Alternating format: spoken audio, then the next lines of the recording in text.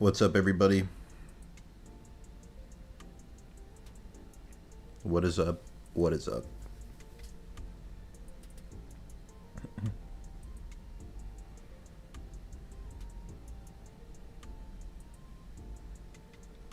Womack, how you doing? Seb, TW, Kona, Josh, Exilla. What's up, you guys? What's up, everybody? Another super, very late night stream. Another late night stream. So, I wanted to do this stream as a debate stream where we have people hop in the live stream and like openly debate who the strongest members of the Hashira would be. But it is super late at night.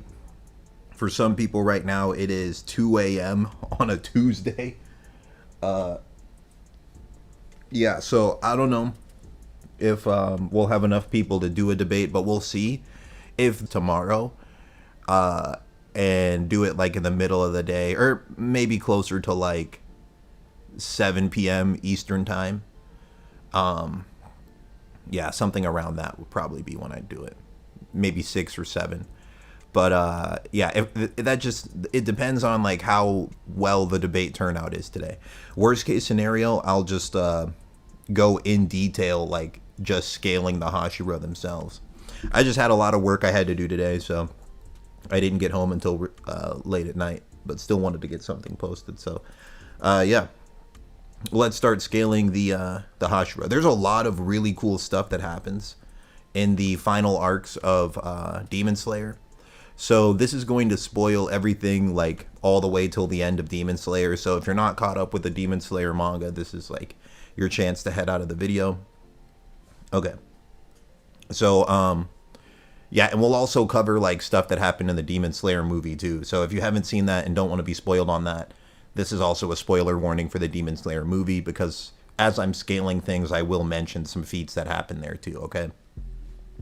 So all right, you said his voice cutting out for anyone. If the voice is cutting out, try refreshing the page.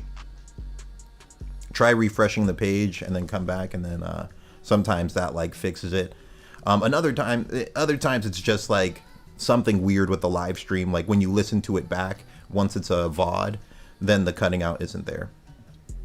Okay, so let's start yapping about it. Like, just to give you guys the kind of basic guidelines for it, when it comes to debating the Hashira, it's more a debate about who's number 2, 3, and 4, because number 1 is pretty much objectively Gyomei.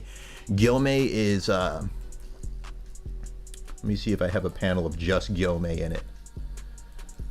He's the blind dude who has this like ball and chain in the top left panel here.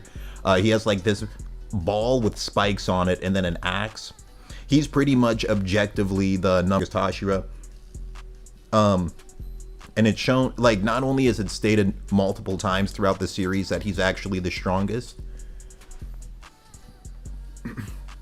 but if you pay close attention to the battles that happen throughout the final arc of Demon Slayer, he consistently does the best against the strongest people. Like, he's the one who's doing the most damage, he's the one saving members the most, and he's the one who's getting hit the least. So we'll go more in detail about that as we like start scaling the Hashira. All right, but I wanted to just talk about some different feats so you can get an understanding of like how the Demon Slayer verse works in terms of like how characters get so strong. So in Demon Slayer, the Hashira are stated that they get stronger through sparring.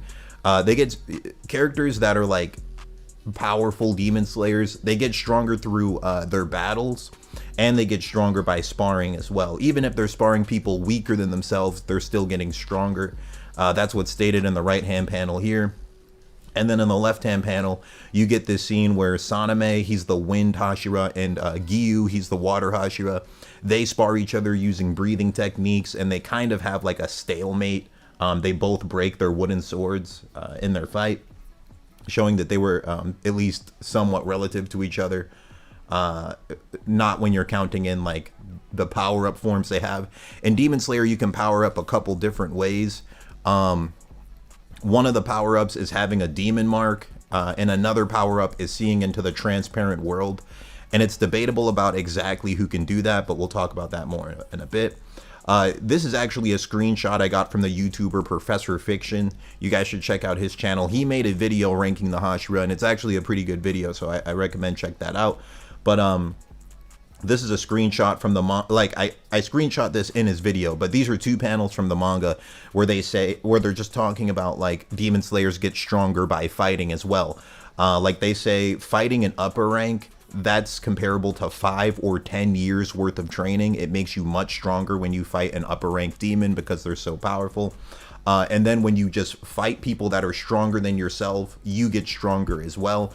So something to keep in mind is like the Hashira all throughout the final arc, like when they're battling these upper rank demons in the Infinity Castle, and then they're fighting Muzan, they're all getting like way stronger throughout the fight. So like they'll be taking crazy damage, but then they're pulling off things that they couldn't pull off initially.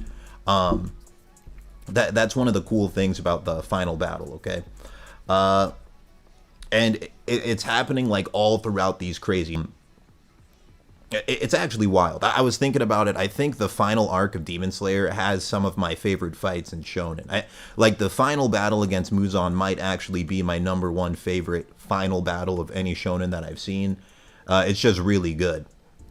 Okay, but on the right-hand panel, here's another example of the same thing I was just speaking about. Sanemi, when he's battling rank 1, he's damaged. He's been chopped up a bunch of times, and rank 1's analyzing him, and he's becoming faster and more accurate, even though he's been damaged, even after manifesting the mark. Like, his strength and speed are increasing, and it's just interesting. So let me just start giving you guys a scale for who I think are the top 5 Hashira.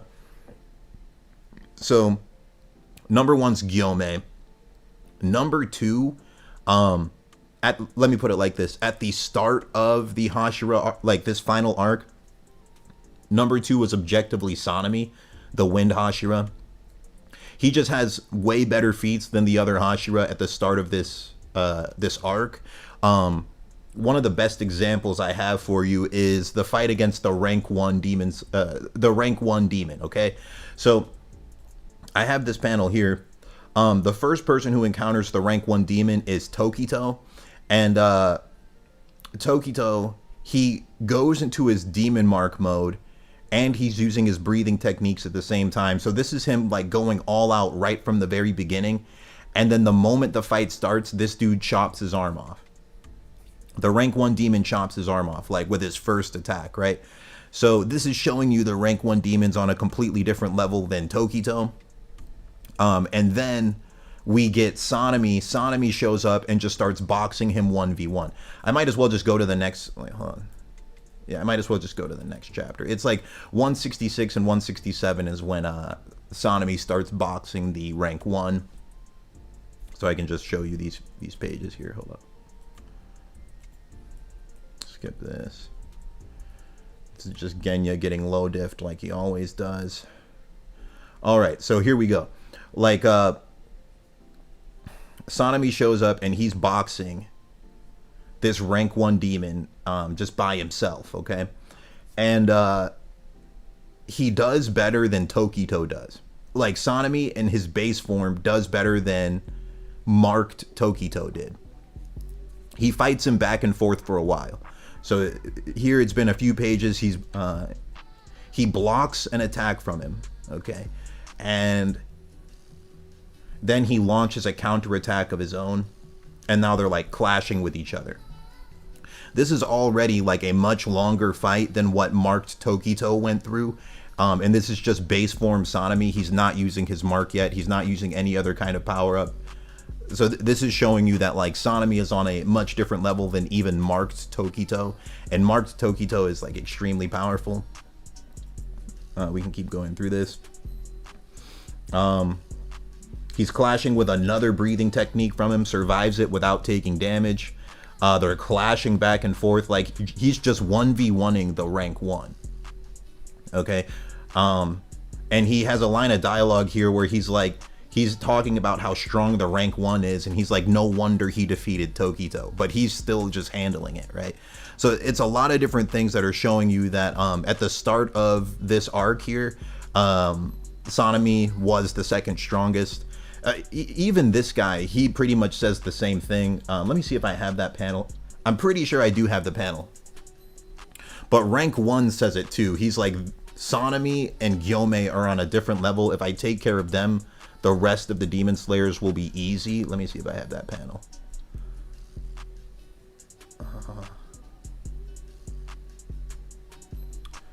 I think I have it, but it might take me a second to find it. It's not really a big deal. Essentially, oh, it is right here. No. Yeah, no, there's just a lot of different dialogue that are saying that Sanemi and Gyome are number 1 and number 2, okay? But here's the thing, like, Tokito does get stronger right before his death. So it gets debatable because some people think like Tokito might have surpassed Sanemi right before he died. There's a small argument that can be made for that. And it's based on like Tokito's last moment. So I think that was like chapter 173, and I can pull those up and we can look at those real quick. Leave those 10 minutes equals 1 hour.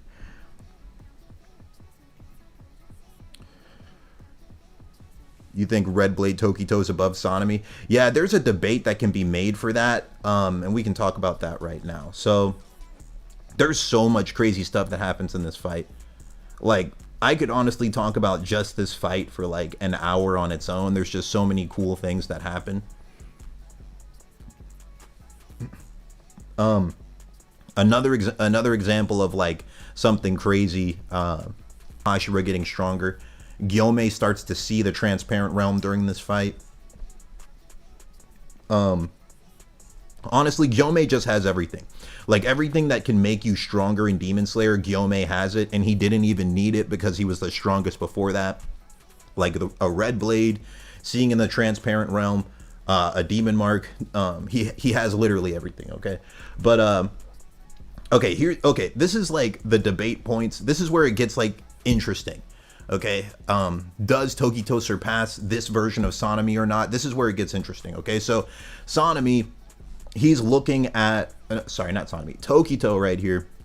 He's been on the sidelines this whole fight while Sanemi and Gyome were just boxing for their life against the rank 1 demon. And Tokito rejoins the fight here. He only has one hand right now because he got his hand chopped off earlier. But Tokito says, essentially, he's saying that he thinks Sanemi and Gyome are stronger than he is. This is him essentially just admitting that. He's like, my goal is I just want to stop the ranked 1 for a brief second. And if I can do that, Gyome and Sanemi will be able to kill him. So I'm just going to try and stall him for a brief second. And then they go in to do that. All right. So that's their plan. Like, they can intuitively tell that's what Tokito wants to do, like sacrifice himself so they can kill the rank 1. And then this is where some crazy stuff happens, right? So the rank 1, he notices their plan and he does an attack to kill all 3 of them at once. It should also be noted that the rank 1 demon, what makes him so strong is like he was originally a demon slayer himself, then became a demon on top of that. So it's just like a massive boost from that, because like doing like the breathing techniques already makes you like as strong as a demon. Then he became a demon on top of that, so he's just broken. Another thing about like a debatable thing, because he was the rank 1 demon was originally like a swordsman like the demon slayers are, you can make an argument that he gets stronger mid-battle too. Like the same way the demon slayers do, you can make an argument he does as well because he's also a swordsman. And that's kind of implied throughout this fight. Like he's doing new techniques. He has a line of dialogue where he's like, oh, this reminds me of my last fight where I evolved mid-fight against another guy. So like everyone in this battle is getting stronger, even the enemy. Anyway, oh, and yeah, and he can also see the transparent realm too, which is crazy.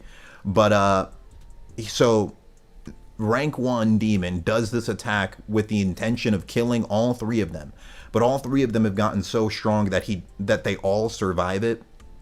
So yeah, Sanemi doesn't even get hit by it. Gyome doesn't get hit by it. And then Tokito dives in and loses a leg in the process. You see it right here. So, like, they all survived the attack, but Tokito, he, like, dived in and lost a leg in the process, but he, like, landed an attack. But this is further proof of Gyome just being, like, superior to Tokito, because Gyome landed 2 attacks without even being hit. More devastating ones, too. Gyome landed 2 devastating attacks, didn't get hit. Tokito landed 1 attack, but lost his leg. And Sanemi launched like this whirlwind attack, but it looks like rank 1 just dodges it. Okay. But this is where it gets like debatable, right? Because in this scene, Tokito does more damage than Sanemi does, but he also gets his leg chopped off in the process. Another thing is Tokito can see the transparent world now. Seeing the transparent world, it makes you faster and it makes you able to dodge things more easily. So he's able to do that, but throughout the whole final arc, we never get confirmation as to whether or not Sanemi can do that too.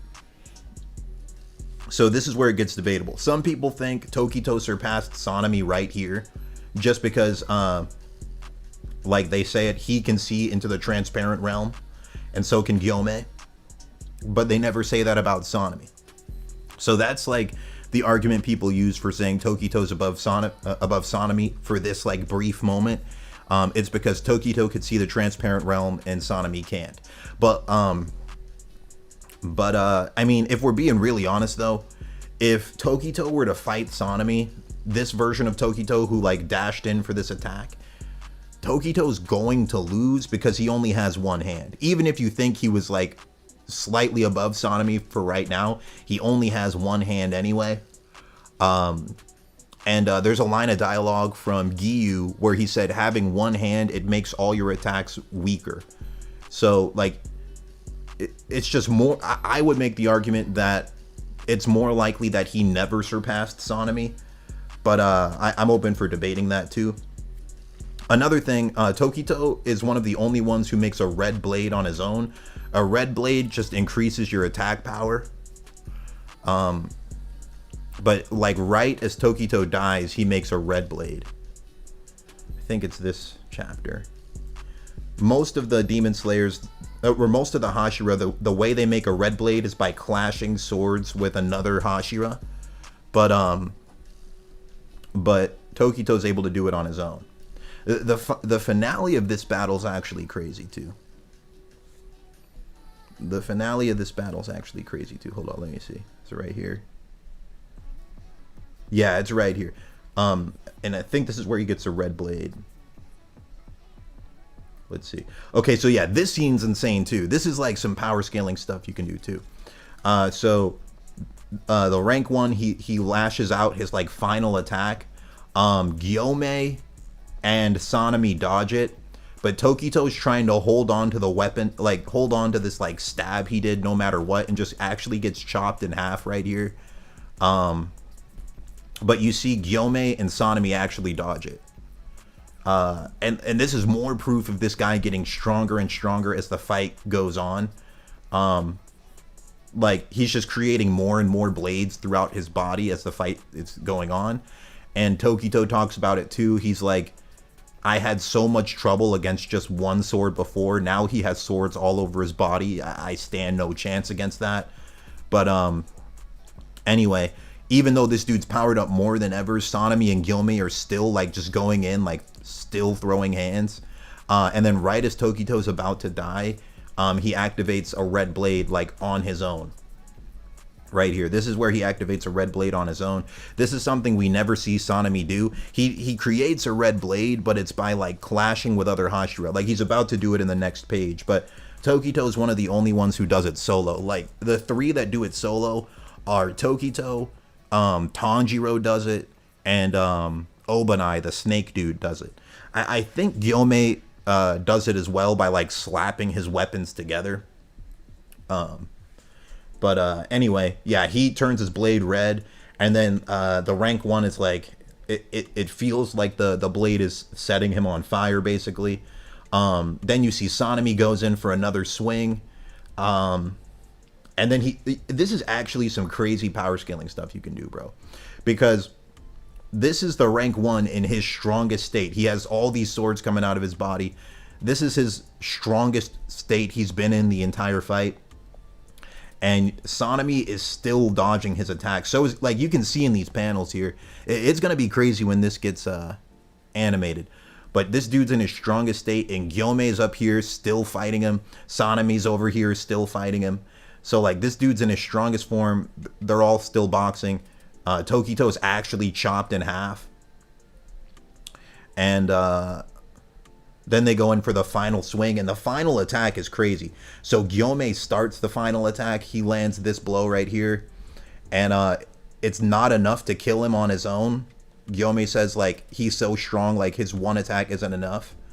And then he comes through with, like, the bottom axe as well. So it's like a pincer attack. The top chain ball hits him in the back here. And then he comes through with, like, the axe on the bottom. And it's still not enough. Like, he's still just tanking all of that. And then Sanemi comes in on top of all of that. And then this is where they actually, like, chop his head off. It's like with this combo attack between Gyome and Sanemi, they're able to chop the head off of this dude in his strongest form. And then they create a red blade by doing this. And then they finally chop his head off. And it's interesting because, like, this is all happening while he's having dialogue about people will eventually surpass him, and then they kill him. This was actually just crazy stuff. But there's debates about, like, if Tokito had not died here, some people think Tokito would have been stronger than this Sanemi. What do you guys think about that? Me personally, I think Sanemi is still stronger because it's like Sanemi in base form was stronger than Tokito with his demon mark, and the only thing that changed is that Tokito saw the transparent realm, right? So that means Tokito would be faster. He'd have better reaction, be faster because he's seeing the transparent realm. But then we see Sanemi, even without seeing the transparent realm, is pulling off like the same kind of feats that Tokito in the transparent realm's pulling off. I personally think Sanemi would still be stronger than Tokito, but I'm open to debating that during the debate portion. So I guess let me just list out my scale really quick.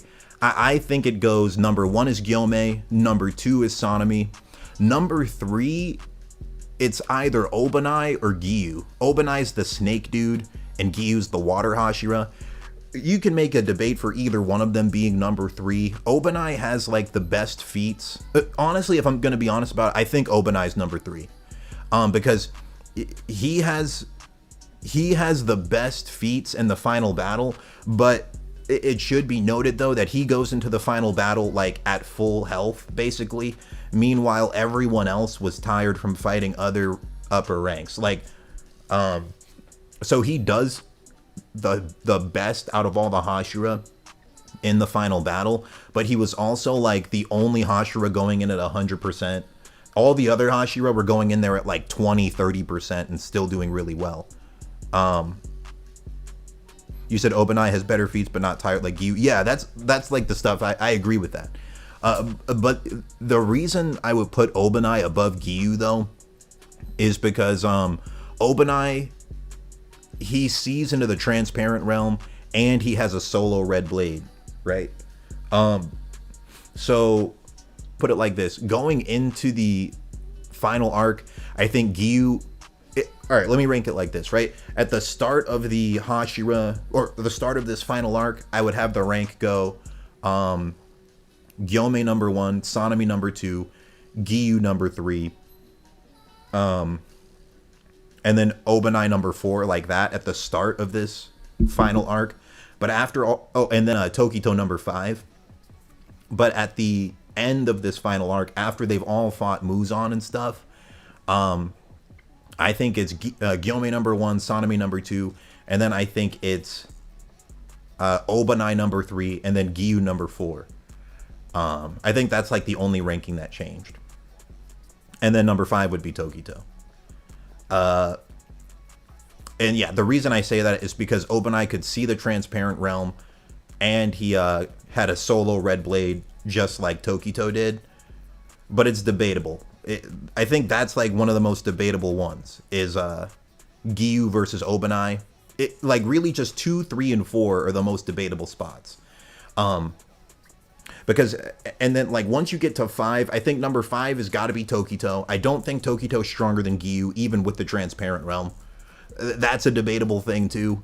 But Tokito, I have him at number 5. Then number 6, it would probably, it's either Rengoku or the pink-haired girl.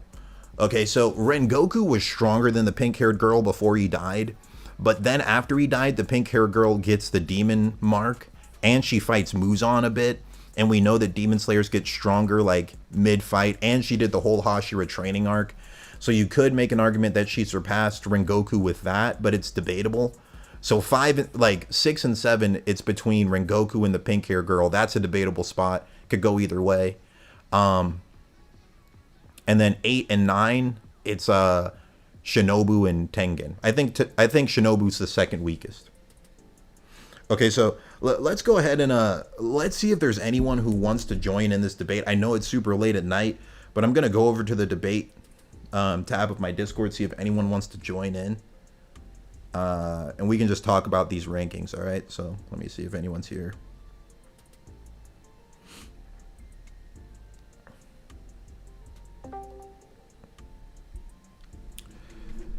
Yo, can you hear me? Hello, hello. And we can just talk about these rankings. Can you hear me, Cosmic? Yeah, what's up? Hey, hold on one second. Let me leave and then rejoin because the audio sounds quiet. Hold on.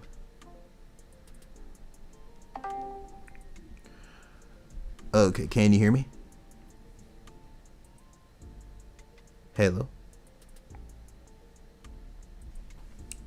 Can you hear me, Cosmic? I'm not sure if you can hear me or not. Can any of you guys hear me?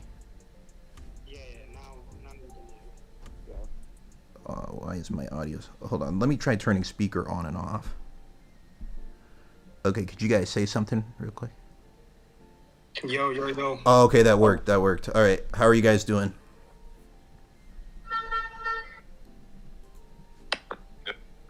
Good. That's good. Let me real quick, let me grab my other laptop so I can see the YouTube chat while we debate this. Just give me like 30 seconds. So I'll be right back.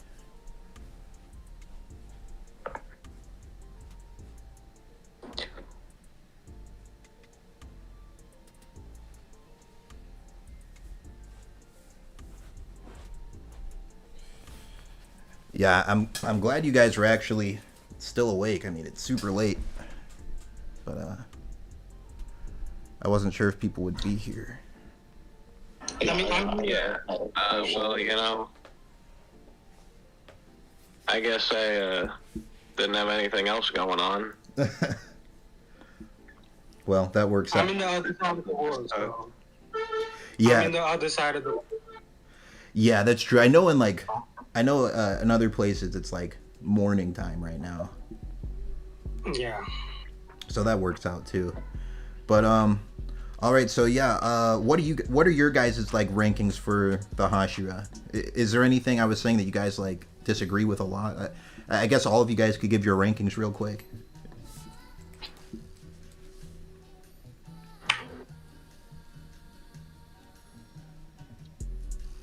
Oh, hello. You guys there? I mean, who wants to go first? You could go first, Cosme. Okay. So, Yome is first, undoubtedly. And then at second is Michiro. You have Tokito at second? Yeah. Oh, well, okay. And then after that is Sanemi. After Sanemi is Gyu, and then Obanai. Okay. I'm also just typing my ranking in the chat right now, so that way they can see it real quick. In And the YouTube chat? sorry, what was that? In the YouTube chat? Yeah, I'm typing it in the YouTube chat. I have the first 4 written out. I have Gyome, Sanemi, Obanai, Gyu, and then I think 5 for me is I'm gonna give it to that girl. What's the girl's name again? Is it Kanroji? Something like Mitsuri, I think it is. Okay, I might be spelling her name wrong.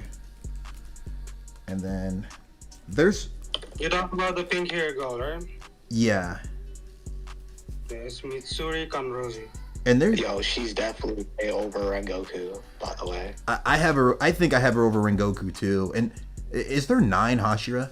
There's 9, right? Yeah. Yeah. Oh yeah. I was forgetting Tokito. I think Bro. yeah, the Tokito slander never ends. Tokito, and then Kanroji at 6, and then I have Rengoku, and then I have after Rengoku, then it's the fraud herself, Shinobu. then I have Yo, Tengen High over Shinobu. Shinobu the fastest Hashira, apparently. I don't even think she's the fastest, to be honest, bro. That's not what the foot race said. That's all I'm gonna say. Yeah, the foot race, she's slow in the foot race. Like, she really should not be losing a foot race if she's supposed to be the fastest, to be honest. Also, in my opinion, Tengen's musical score technique is hella underrated. I honestly, I need to go back and reread his fight. I don't even remember what his technique does. It might be underrated, but he's still dead last. Yeah, I mean, All I'm saying is if Tengen went through that Hashira training arc, you got a mark real quick, he's putting the hands on Muzan.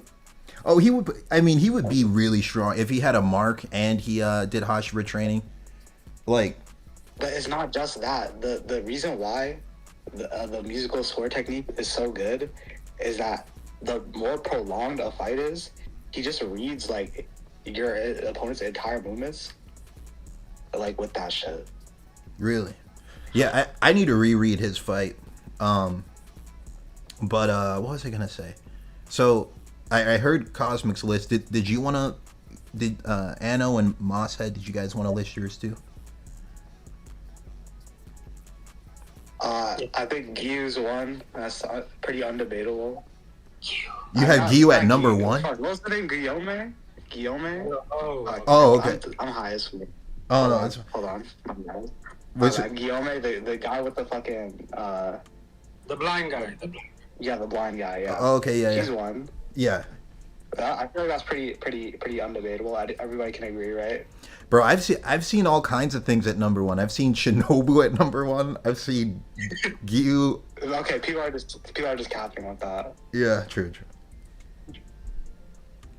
But So after Guillaume, I think it's either Obanai, just because he has like see through the world and like he made a red blade, or it's either Sonomy. you have that at number 3. Yeah, probably. All right. And I'd probably have Gyu at 4. And then Muichiro at 5, just because like he kind of got packed up too early. You know what I mean? Like, Yeah. But he grew though, but we can talk about it. Yeah, because like in my opinion, like he just started unlocking like his full potential. Like we saw his feats against Kokushibo at the start of their fight, and they were pretty good. Like he really could not keep track of him, so he used Moon Breathing's large AoE. And the thing about Moon Breathing is that it's not like a regular like AoE attack. Each moon like expands and contracts and like shrinks and grows at the same fucking time. Like how the fuck are you supposed to dodge that, dead ass? Yeah, it does do Which is some also crazy why I think for me is higher, because even like fucking like transformed Upper Moon 1, bro, like he's still going blow for blow, dodging all of his attacks. He basically got out of most of the fight like uninjured, like without like any serious like injuries. Yeah, that's what I'm saying too. Because Sonami, like, he fights pretty much everybody, and he doesn't lose any limbs. He's like, I think he's He the. loses, Oh, he what? loses his fingers, I think. Yeah, but that's different than like losing an arm or leg. Like at the end of the arc, Giyu loses an arm. Like everybody loses a limb except for Sonami. Even Tanjiro gets his arm blown off. One thing about Giyu, I think that he's a little bit overrated because of his performance against Muzan. But I feel like that's because his style is defensive. He's a defensive fighter. Of course, he'd like have like work against Muzan, who's basically just throwing out like a bajillion type of tentacles. Like, you know what I mean? True. If That's you a good want to point. upscale you, Inosuke is the strongest. If you want to upscale you. You want how? Wait, sorry, what? How's it do? Inosuke? Wait, let me hear this. Wait, did you say that Inosuke is the strongest? No, if you want to use the upscale version of Giyu, then you have to put Inosuke as the strongest. Oh, I see what you're saying. Because like they both fight Demon King Tanjiro. Is that what you're saying? Yeah, and Inosuke does better. Oh, I think the Demon King Tanjiro thing is like, I literally see Kaigaku. He's like Upper Moon 6, right? But he really should have been like a high ranking like demon, considering just what he had. Is that Like, the a one demon that with a limit. Zenitsu fought? Yeah, the one that Zenitsu one shot. The only reason Zenitsu was able to do that was because he just received fucking Muzan's blood like a week or two ago. But the difference is, Demon King Tanjiro is stated to be stronger than Muzan and Nezuko. By Yeah, I think that you could consider them like considerably nerfed.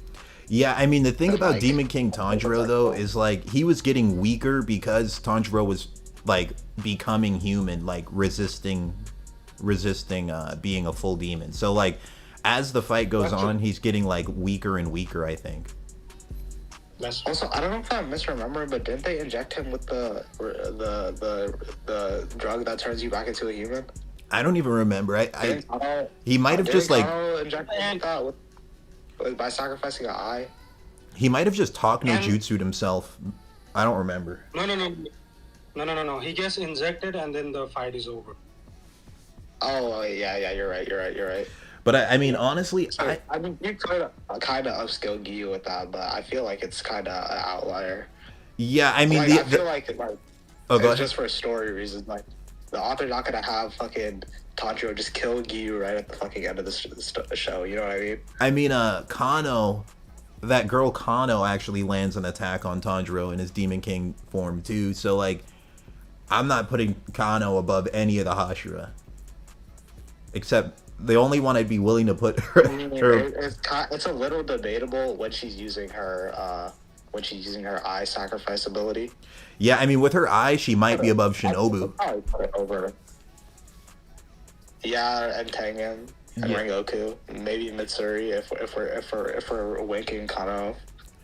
I don't know. I don't think I could put her over any of the marked members. Actually, yeah, you're probably right on that. But yeah, did you finish your whole list though?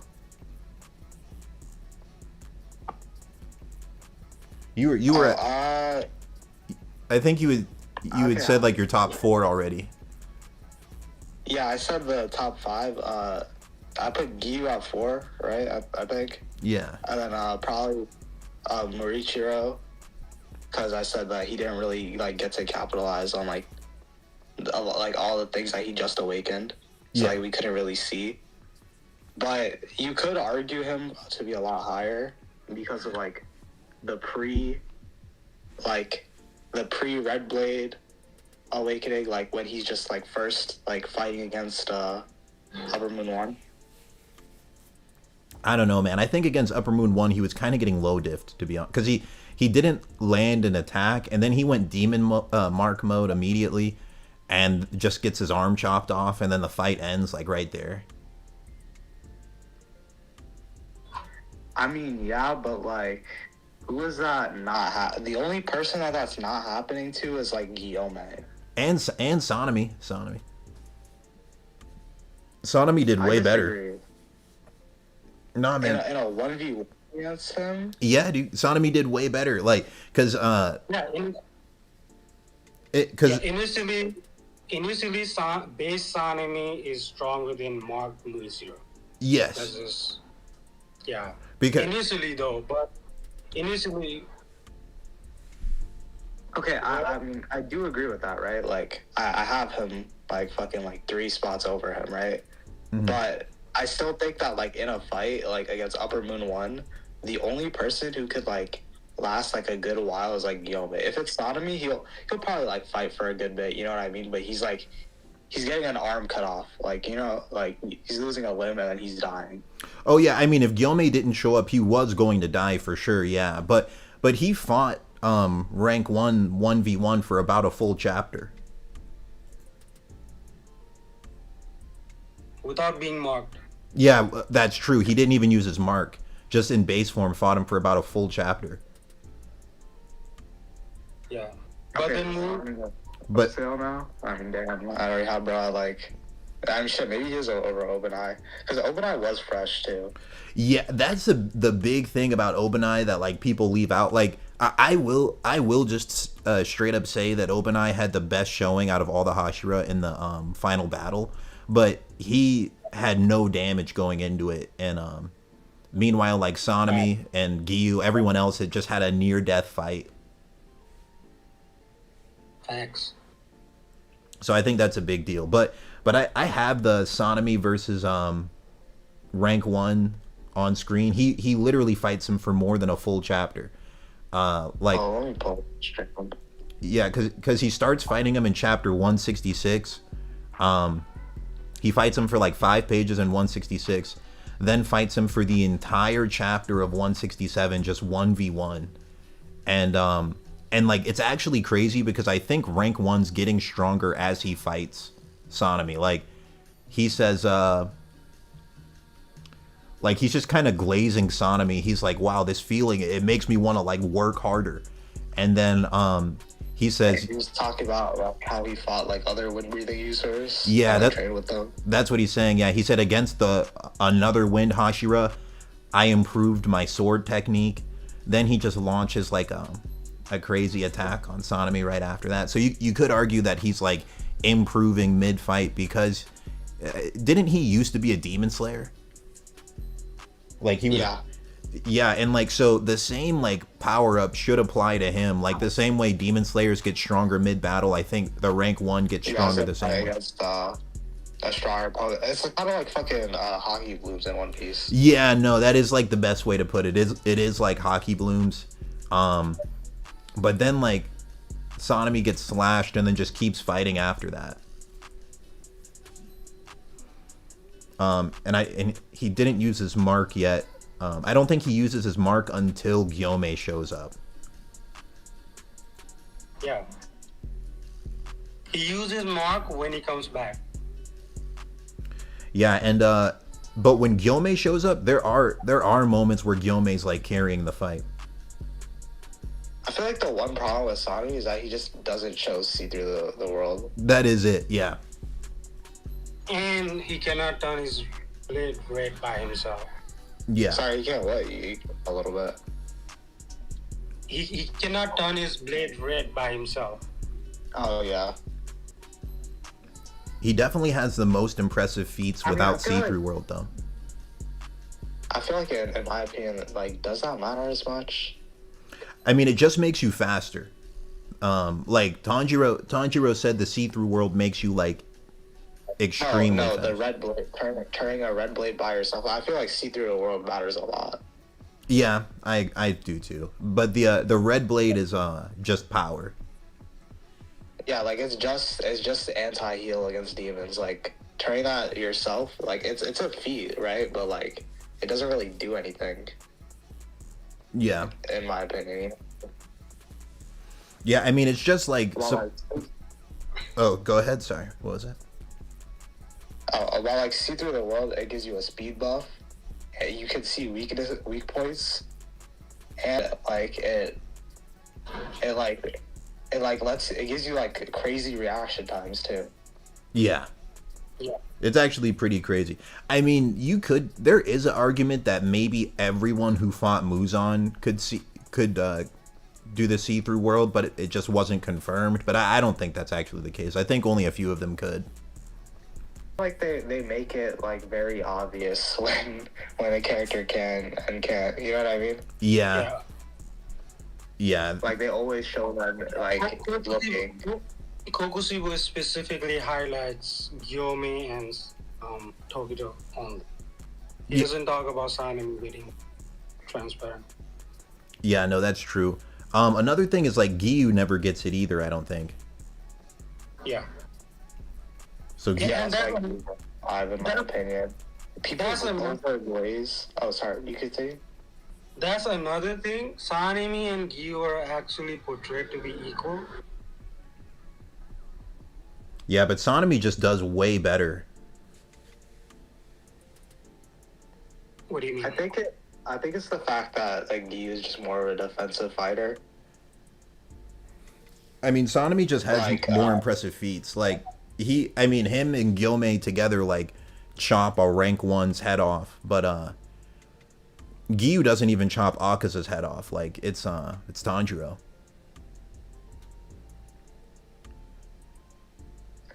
Yeah, I think the only way that like people like consider them equals is like from like the 1v1, where like Giyu is literally like only on defense basically. Like he couldn't really do anything to Sanemi in the 1v1 that they have. That's why people consider them as like equals, because it was kind of like a stalemate.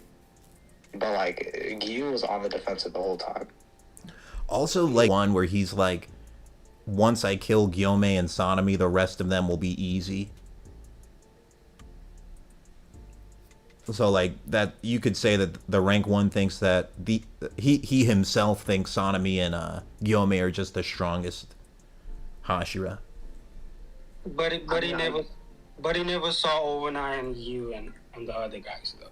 Yeah, he never saw them. Yeah, you could argue that he sensed Akaza, like Akaza's fight, but for like Obadai and Mitsuru, he wouldn't know like what they like could do. I feel. Yeah. What about the Red Blade statement though? It stated that you need to be as powerful as each other to turn the Red Blade by clashing. What about that? I mean, if that's the case, then Sanemi's equal to Gyome, because him and Gyome create a red blade. Nah, that's OD. Yeah, so I don't know if that's... does it actually say you need to be equal in strength to do it? As powerful. Oh, that's... Kind of like a rival boost and shit. Oh, then yeah, Sanemi, I don't think... I think he has to be number 2, man. Also another thing is like Sanemi survives the final battle with both his limbs. So he would have gotten stronger from doing the final battle, and he's the only, like, he has both his limbs still, and Giyu only has one. So there's no way Giyu is like on his level anymore. Okay, what about Muichiro? Muichiro versus Sanemi, I still lean towards Sanemi, man. Just because, like, I mean, everything Tokito does with his see-through world, like, Sanemi also does. No, he showed better reaction speed, though. We talked about Discord, right? We did talk about... I guess we could debate that, like... Because you were saying there was one scene where he saves Sanemi. Yeah, Sanemi cannot dodge it, but Tokito comes and saves him. But my argument is, like, it was because Sanemi had just gotten cut. Oh, wait. Oh, I just found the scene where rank 1 says, like, these two are the strongest. He's like, perhaps these two are highly skilled even among the Hashira. Yeah, but that was before Muichiro came back. I think. Yeah, I think it was right before that. Yeah. But it's still... So, like, I don't know. It's just they perform way better against rank 1 than Tokito does. The only thing Tokito does is land one attack and get his leg chopped off. And so it's like he got faster to do that, but the rank 1 is saying like these two are getting stronger and faster as I fight them. That's true. Sanemi does get stronger, but if you look at the chapter right after this, Sanemi himself says, I'm getting weaker now. At a certain point, here, let me see. Because I want to know, does he ever like actually damage rank 1? I think all of the damage was being done by Gyome. Gyome and Muishiro. Like, when you look really close at it, it's like every time Sanemi does an attack, the rank 1 either blocks it or dodges it. And then Gyome's the only one who actually lands. Yeah. But Upper 1, there's a panel of Upper 1 straight up tanking Sanemi's attack. really? Yeah. Yeah, because I'm looking closely and I can tell every time he does something, it gets weaved. But you see Gyome like chopped his ear off. They do a combo attack on this panel. I don't know if this lands or not. Let me see. Oh yeah, they chop his clothes a little bit. Yeah. So that's like the most Sanemi ever lands, is just cutting his clothes. Yeah. Whereas with Muishiro, even before he turned his blade red, he was able to stab Upper 1. Yeah, but he lost his leg in the process. You could just argue like if Sanemi was willing to like lose his leg, he could do the same thing. Also, this panel this panel here is really cool because the rank 1, he like evolves. He transforms his sword, so he's gotten stronger. And the attack he did, Gyome actually saved him from it. Like he said Gyome altered the attack last second. If not, he would have gotten both his arms chopped off. Yeah. Which is pretty crazy. So Gyome was kind of carrying.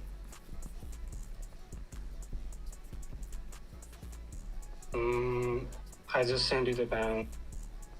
Yeah, I'm almost at it. It's actually right here. So like Sanemi was just getting like chopped up once the rank 1 evolved. And yeah, and he says he's using all of his strength just to dodge, and he's too fast. Then he gets. If Obanai was Oh, what'd you say? If Obanai with see-through was there, he's not getting caught by that. That's probably true. That's probably true. Well, but the thing is, Sanemi grows, and then later on, when Upper 1 is doing the attack, Sanemi is dodging all of them. Yeah. He's not doing anything, but he's not getting damage as well. Yeah, like he gets stronger than he is right here. But yeah, like this is the scene that Cosmic and some others used to say Tokito is stronger, because Sanemi gets slashed right here, and then the next scene he's about to die to this attack, but then Tokito saves him. And then you're saying like this means Tokito's faster than Sanemi, right? Yeah, because it wasn't just Sanemi getting cut. He was. There's a panel of him talking as well, so he has time to dodge it. He just couldn't dodge it. I think it's just. Slow. I would argue it's because he got slashed right before it.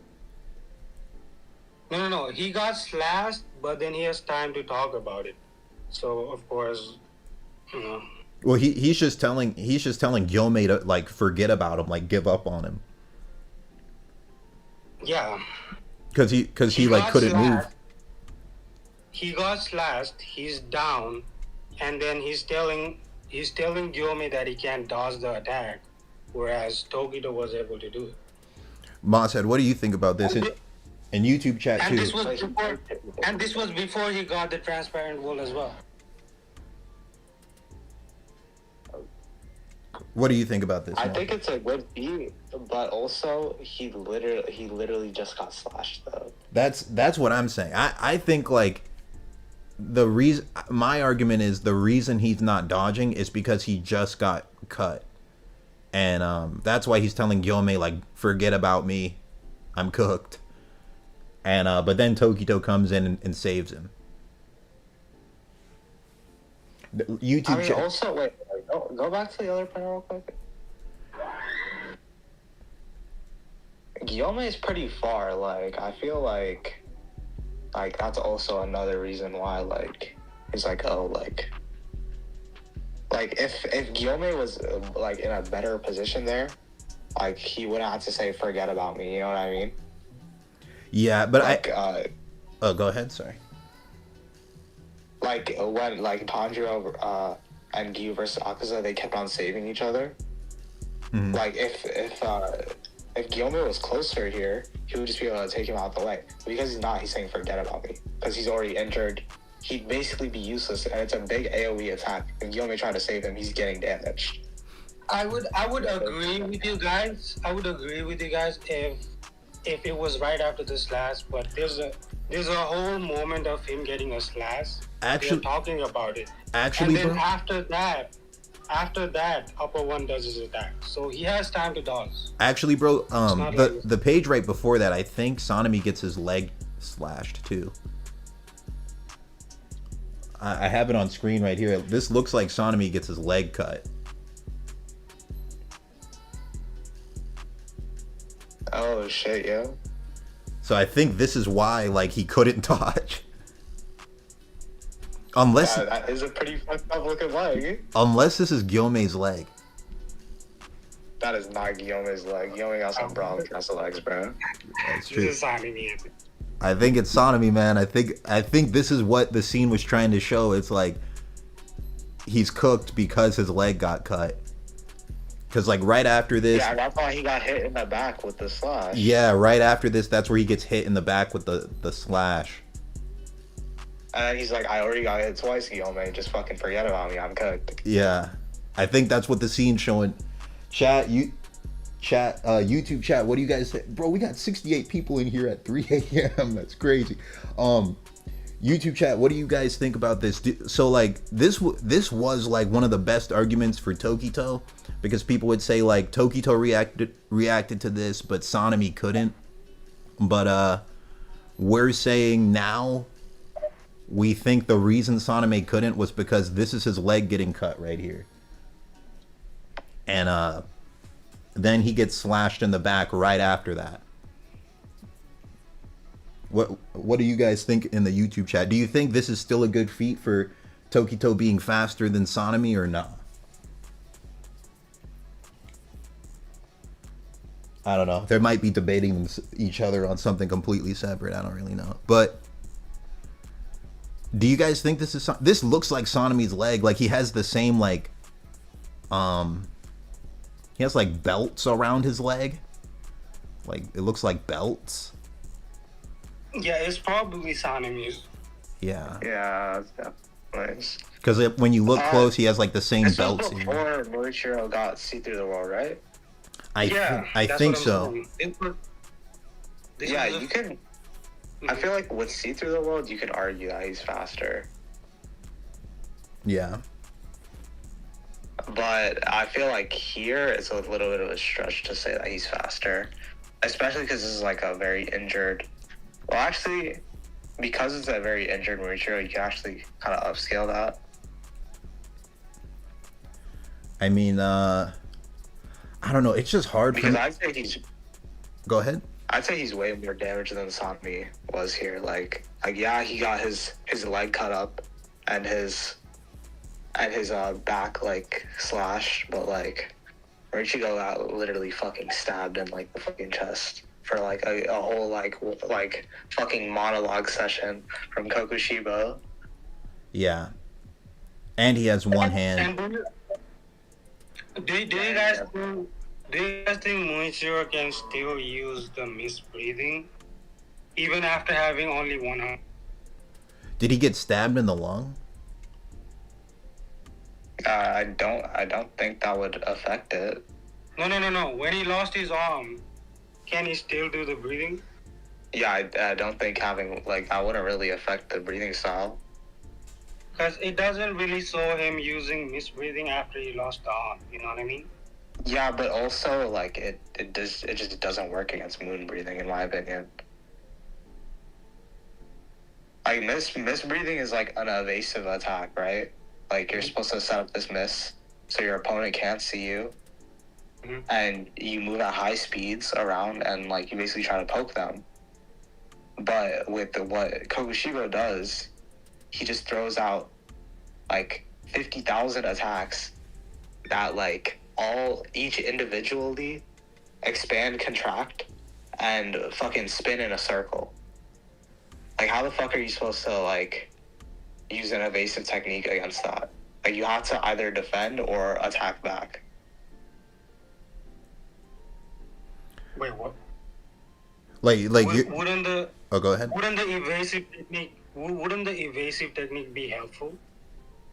No, because Maruchiro tries to like hide in like the mist and like attack that way. Yeah. But Kokushibo's attacks are just attacking everything in the area. It's like a fuck you everything in that direction button, and he's just spamming that constantly throughout the entire fight. So he just chooses not to use it because it's irrelevant? That's what it is? Yeah. That's what I think. Because it already didn't work during the start of the fight. Well, and also, like... Sorry, you're good. Sorry. No. You good. I was just going to say, and his goal was to just go in and stab him. So I don't know if any of his misbreathing attacks would, like, help with that. Mm-hmm. And can you use transparent world and breathing at the same time? Yeah. Tanjiro did. Okay. Yeah, of course. Okay. If you couldn't, that shit would be garbage. Or Is Tanjiro the only one who can do that, though? Nah, no way. Wait, do what? Transparent realm and breathing at the same time. I remember there's this scene against... That's what I was on. Well, I remember there was this scene against Muzan where, like, Tanjiro was like, I'm at my limit, so I can't use transparent world right now. I think he's referring to not having the oxygen to do it. Yeah, it might be something like that. Yeah. I mean, I don't know. Tokito is really strong, though, but, like, so let's say the fight just stopped right when Tokito got transparent world, and would that Tokito at full strength be able to beat a full strength Sanemi? Yes, I think so. Yes. You guys... I think so too. But the problem with Tokito is that he gets this shit like right as he dies. Yeah. So it's like we don't know exactly how much stronger he would have gotten from it. Yeah. I mean, I'll say he definitely had the most potential out of any of the Hashira because he was only 14 and he already had like everything. Yeah, like you give him like 1 or 2 more years and he's literally fucking soloing the verse breath. Yeah. Yeah, and he's the direct descendant of Yoritsu and Kokushiba. Yeah.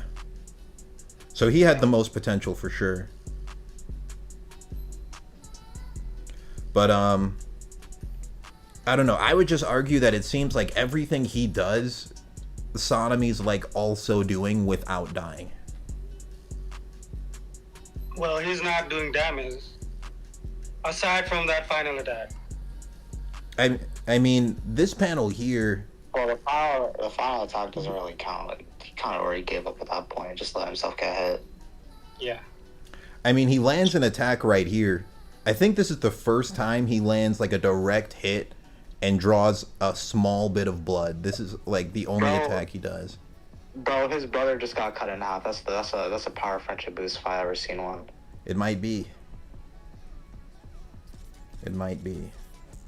Because Genya got cut in half. So did Tokito. And then this is also his strongest form, the rank 1 strongest form, because he has swords like growing from his whole body. And Sanemi His still hits strongest him. form is his monster form, right? Not this one. Well, yeah, true, yeah. Yeah, but we didn't. That one didn't actually fight anything. Yeah, like he just goes into the monster form and then dies immediately. Yeah. But I mean, wait.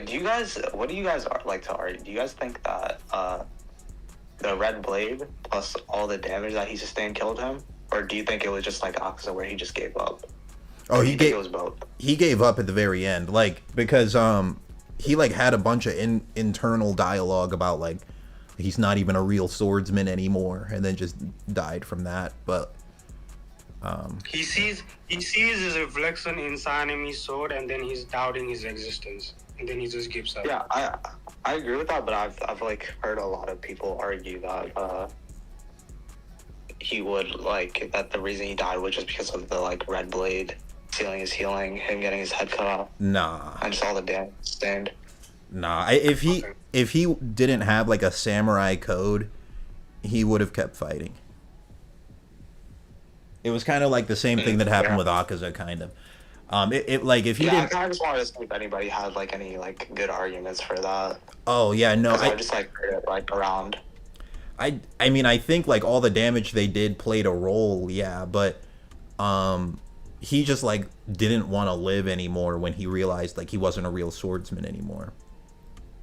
He also did just fucking butcher his fucking grandson, Yeah. great grandson. Yeah, true.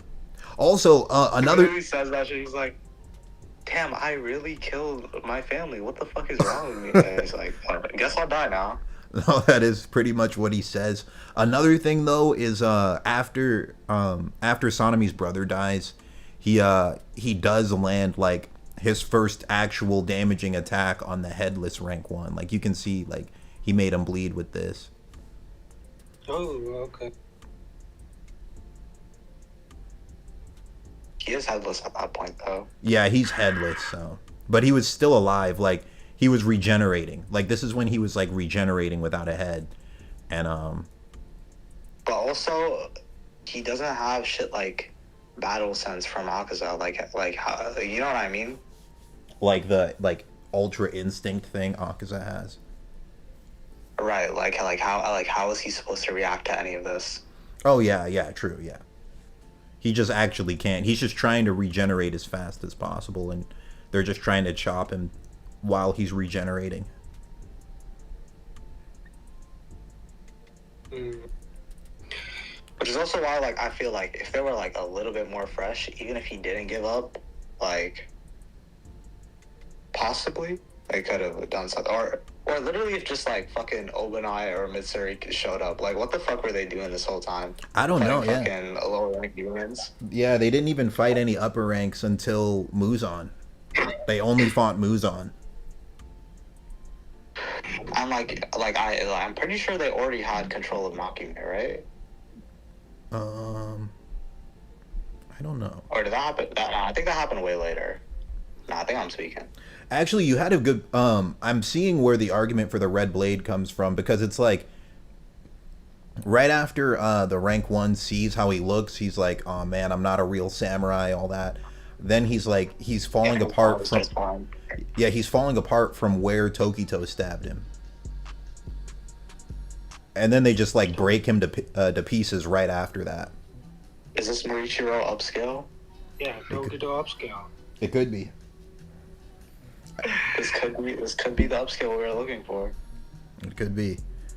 Like without a doubt, Tokito had the most potential out of all the Hashira, no question. We might have to put him over Giyu. It's possible. I mean, yeah, it's a debate where he would exactly go. But it's like, let's say if Tokito survived this, he only has one hand. One hand and one leg. So he's not gonna beat like anyone. Man, give that boy a peg leg. Call it a day.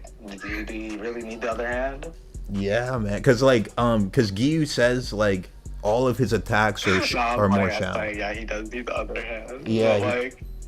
So like let's say he's faster with the transparent realm. I don't think he's still faster with one leg. Wait, so you're taking away his legs as well? Well, like that's when he gets the No, power. he already lost one. No, Yeah. no, no. It was before. No, no, no. He gets the power of transparent world before he loses the arm, even. Well, yeah. So he gets transparent world, but he doesn't get the red blade until he gets his leg chopped off. He actually Yes, doesn't get the yes. red blade until he's chopped in half. Yes, that's true. But like, if you just give him transparent world with one hand, do you think that's enough to beat Sonami with Demon Mark at the end of this fight? I mean, if he's able to turn the blade red, why would he not give him? Well, because he only gets it once he's chopped in half. So I mean, if you think like legless, just a torso Tokito could beat Sonami, I don't know about that. Bro. We just put Tokito in the Vibra slap for his legs. Oh, I should have known. Now we put a Vibra now. I should have known. So I think like, the more I think about it, I could see an argument for Tokito with one hand, but he can see the transparent realm.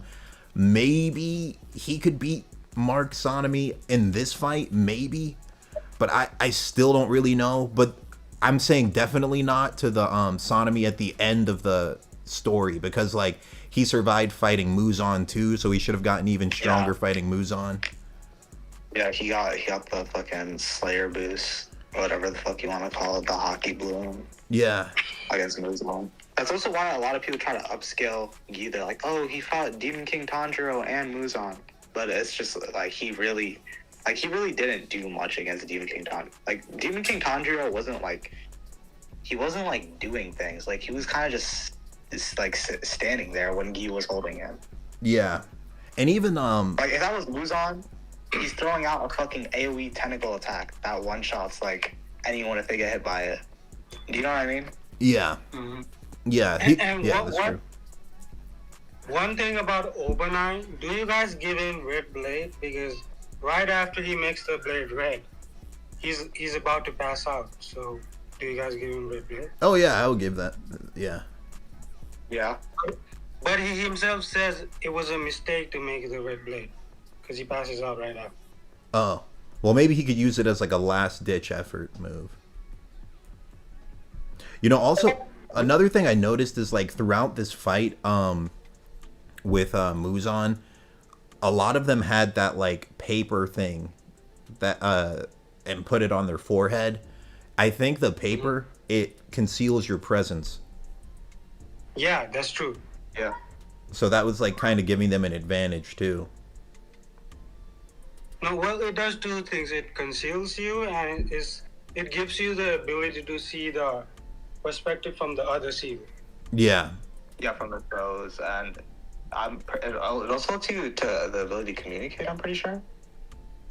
Well, I don't know about that. I think like they use it to talk to like the master's children. I don't remember the master's name. The guy who was like always sick.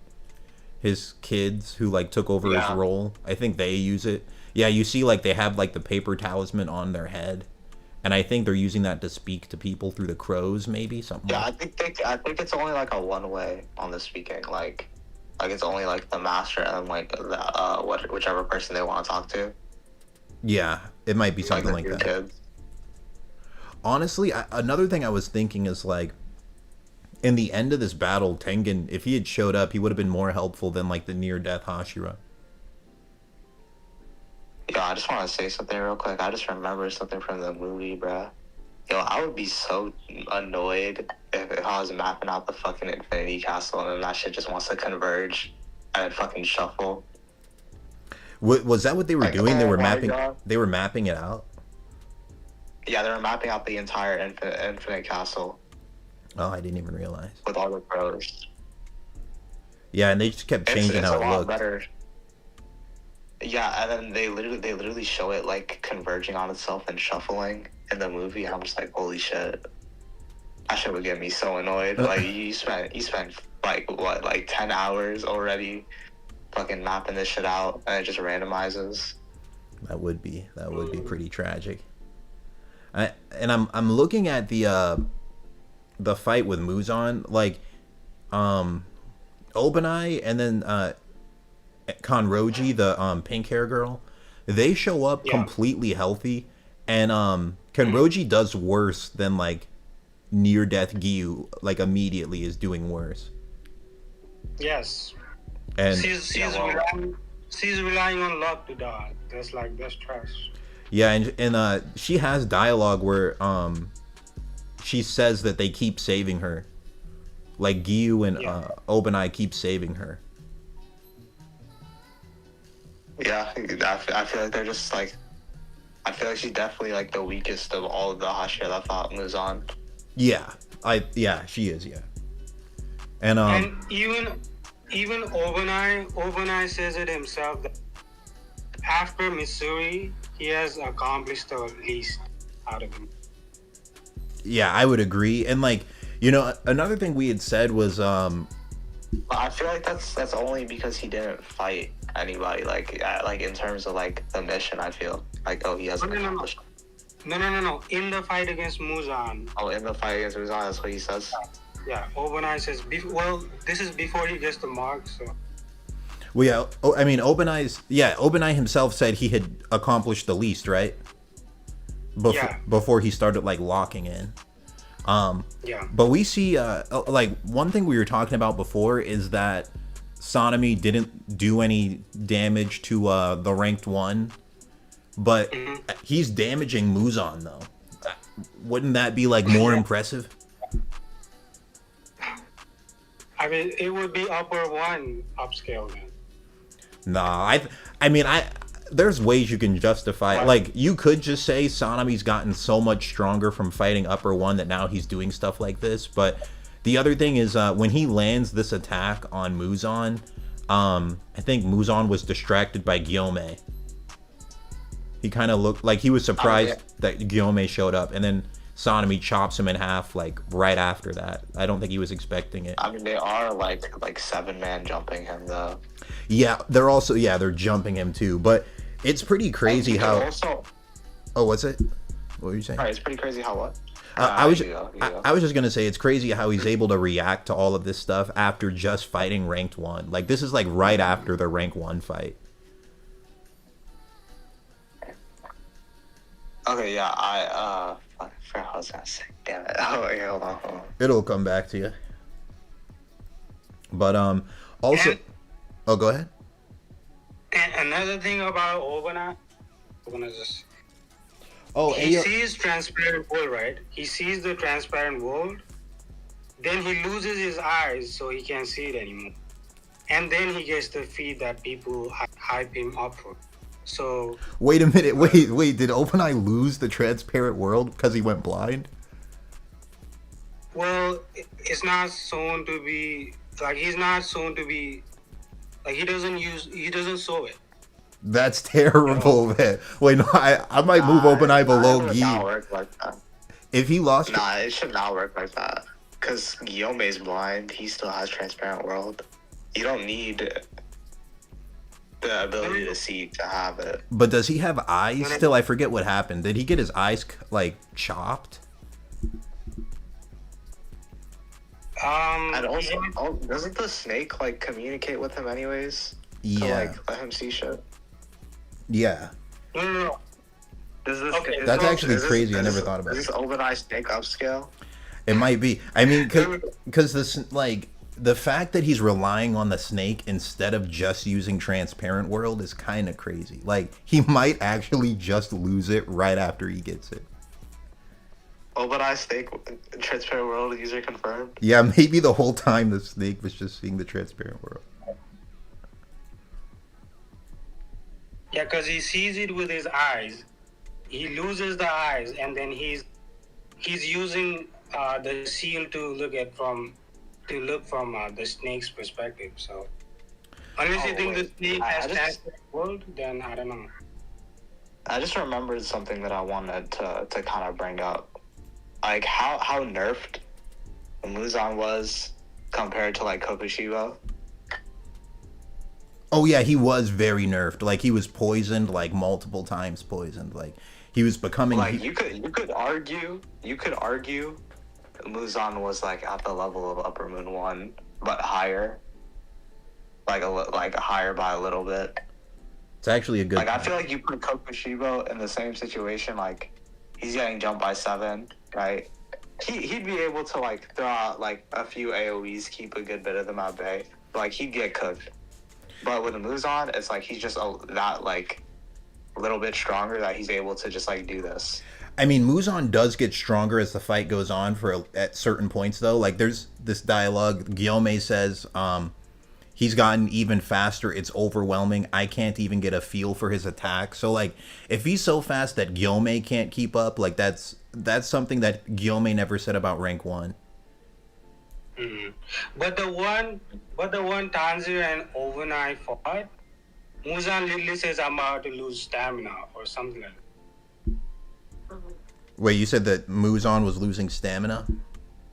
Yeah, towards the end of the fight, the one which overnight and Tanjiro fought, Muzan says, I'm about to lose my powers, like stamina. Yeah, but that's like after this scene though, like because there is a poison that's like making him age like hundreds of years every few minutes, something like that. And yeah, 9,000 years per second, I think. Yeah, so that's pretty crazy. But this panel here is actually very underrated, like because Guillaume said he's gotten so fast that Guillaume can't even get a feel for his attacks. But then the next page you see Giyu, Sanemi, and Guillaume still just like clashing with him anyway. And like it's cool how they draw, because you can see the power scaling in it. The only one who's damaging him is Guillaume. You see it, like Guillaume's like breaking his limbs off. Sanemi, you can like they actually put effort into showing you who's stronger than who, because Guillaume's the only one damaging him. Sanemi is and Giyu's just like getting cut. That's it.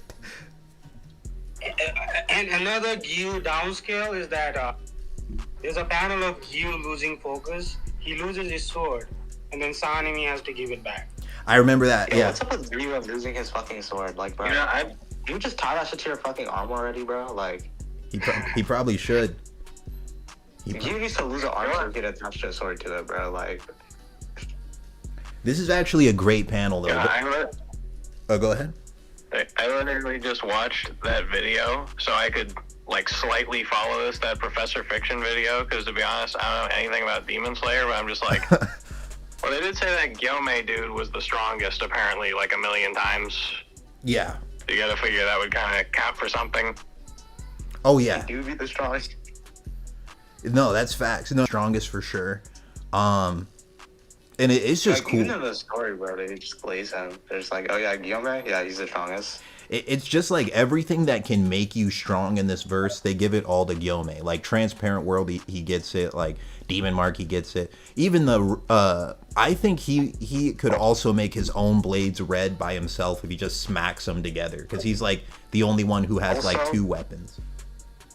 Also, he's like the only Slayer who has fucking range that actually matters. Like Tengen had range, that shit did not matter. Guillaume has range, that shit is insane, because it's literally his physical strength. Truth. Tengen's was just like bombs with like slight amount of poison in them against the demons. But like Guillaume, like he throws his fucking metal ball at you, you're cooked. It is. I just love like the power scaling in Demon Slayer is actually really good. My only complaints with it is like I don't really like how Tanjiro just like at the very end of this battle just magically connects all 12 forms from like a memory he just randomly gets. But even I feel like he should have trained him on the Hashira training art, his sun breathing. Yeah, it kind of just felt like it came out of nowhere a little bit. Yeah, I know they were foreshadowing it the whole series, but it was just kind of cheesy how it happened. But I don't really mind it too much because he didn't beat Muzan with it. What would have been cool is that if like he like learned like on some Avatar type shit, like if he learned shit from like the different like breathing styles, because like in them like they literally like set this up, and when he uses thunder breathing, and like he's learning water and sun breathing, and he's like using all 3 when he's in the Swordsmith Village arc, right? Like you just have it be set up that that's the way that he figures out how to use all of them, while like combining the different styles, because they're all derivative sun breathing. He was pretty much like kind of the Avatar for a second.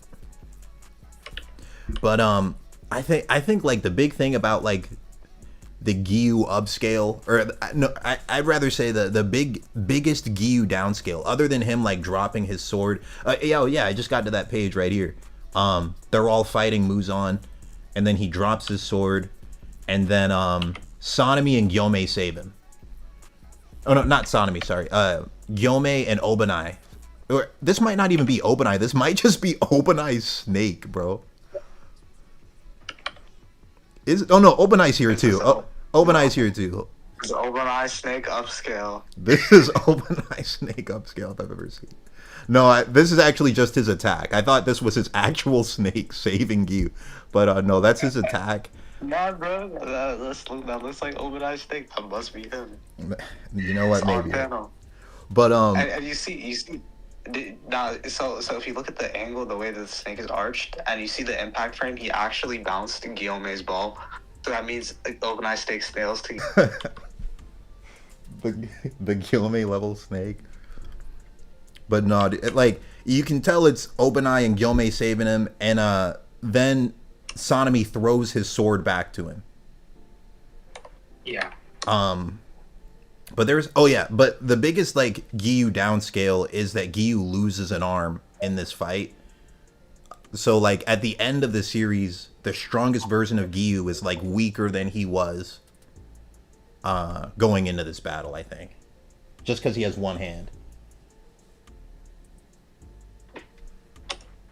It's like a really funny way to describe losing an arm. Like when future Gohan lost his arm, he was like, damn it, I've been downscaled. Yeah, that's true. Tommy. Just getting down. I feel like that is what happened.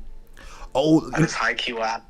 You know, another thing I forgot, weren't they getting poisoned? They were getting poisoned while they fought Muzan. And this cat comes in and gives them all an antidote. Yeah. Yeah, that's why they have like veins all over their face, because they're like being poisoned. And I think that's like what led to Gyu dropping his sword, was the poison probably. If Shinobu was here, do you think the poison her?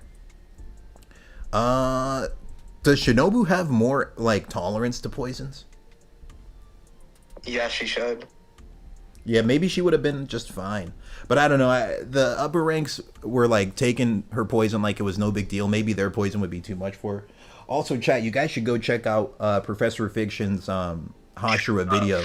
That was actually what like made me start reading Demon Slayer again, and like led to this stream. Actually, was because it just reminded me that Demon Slayer is really cool. So you guys should. Do you think that if Muzan was injected into like any of the arms that he was swinging with like a virus, do you think it would affect his body?